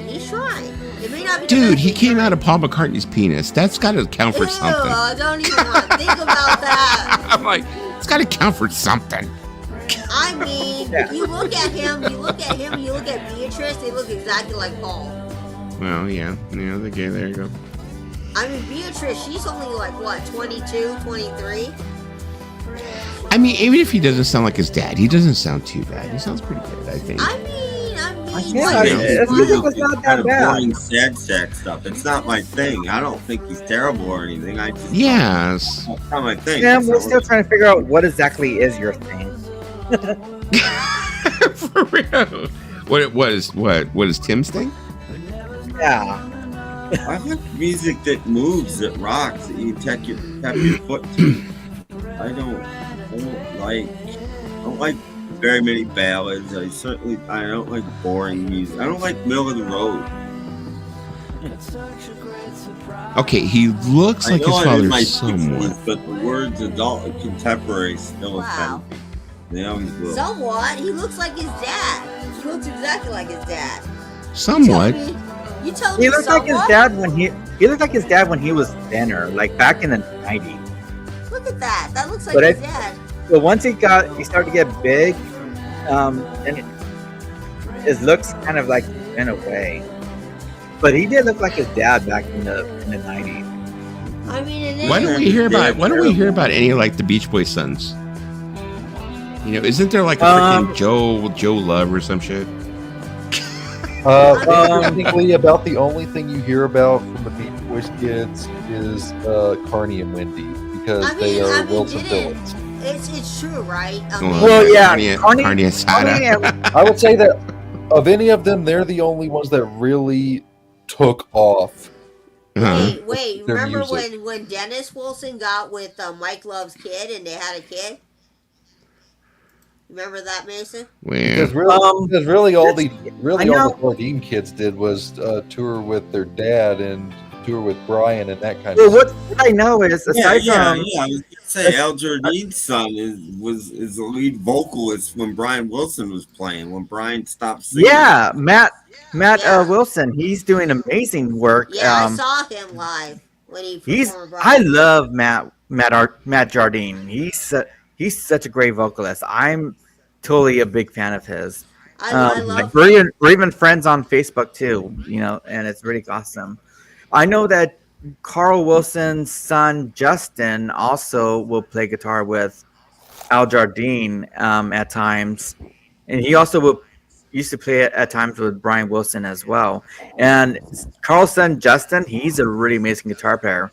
As a matter of fact, if you watch the All Star tribute to Brian Wilson that came out in 2001, there's a bonus version of them doing "Do It Again," and you have Justin Wilson tearing up doing his dad's parts on the Speaking guitar. of that, Paulina, on Brian Wilson's 1995 album, I Just Wasn't Made for These Times, he does a pretty good re-recording of "Do It Again" with Carney and Wendy backing him. Yeah. Actually, I didn't like that version, and the reason why I don't like that version is because Tim loves it. I cannot stand Jim Keltner's drums on it. Jim Keltner has like a certain way of drumming that kind of drives me crazy. Paulina, don't mess with that album. It's Tim's favorite Brian Wilson solo It's my album. favorite Brian Wilson album, and Jim Cutler is all over tons of solo Beatles stuff that you must not like either, because he's. Okay, Well, let's take a I just look don't like his here. drumming on all that stuff. But if you listen to the live version of "Do It Again," the drummer that he had, Brian Wilson's drummer, actually What are we screen sharing? drummed like Dennis Wilson. It had that kind of energy to it, whereas Jim Keltner didn't have that energy. Why are we all like in the bottom of the screen now? What is this? Okay, what I'm going to do here is I'm going ahead and I'm going to let me see here. I'm going to invite everybody else here because we are here actually as this is premiering right now. It just actually came up. I'm going to go ahead and invite everybody here to go ahead and join me at Twitch because we're going to go ahead and watch the Beatles 64. I gotta head to bed anyways because Sure, no problem, Mason. Tomorrow, so No problem, Mason. I'll watch it on my own time. But Not a problem. Like I said, it's probably not going to be the best quality, but we're going to watch it. So what I'm going to do is I'm going to go. Good night. So I'm going to do is I'm going to go ahead and I'm going to run it through here. Everyone who is in the chat right now, I am actually streaming on both YouTube and I am streaming on Twitch, but I am going to be shutting down the YouTube stream. Now, here is the link to Twitch. Yeah. If you can see it, it will be Dusty Spins 50. That is what I'm at over at Twitch. So, let me see here.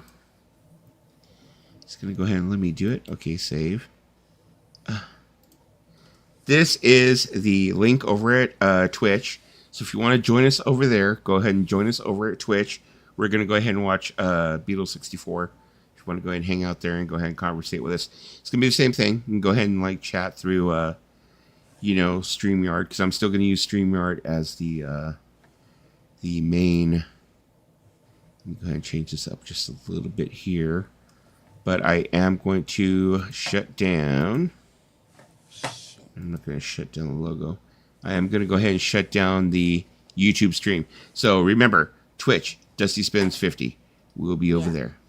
So, okay. It's not hard to sign up. If anybody wants to sign up, it's not hard. Yeah, there you go. You just put your email address and what username you want. Okay, let me go ahead and see if I can. And then they'll send you a confirmation. I think Twitch will send you a confirmation Uh-huh. to confirm your email, and then once you confirm it, you have your Twitch. Let me go ahead and see if I can end the stream here. Hold on a moment.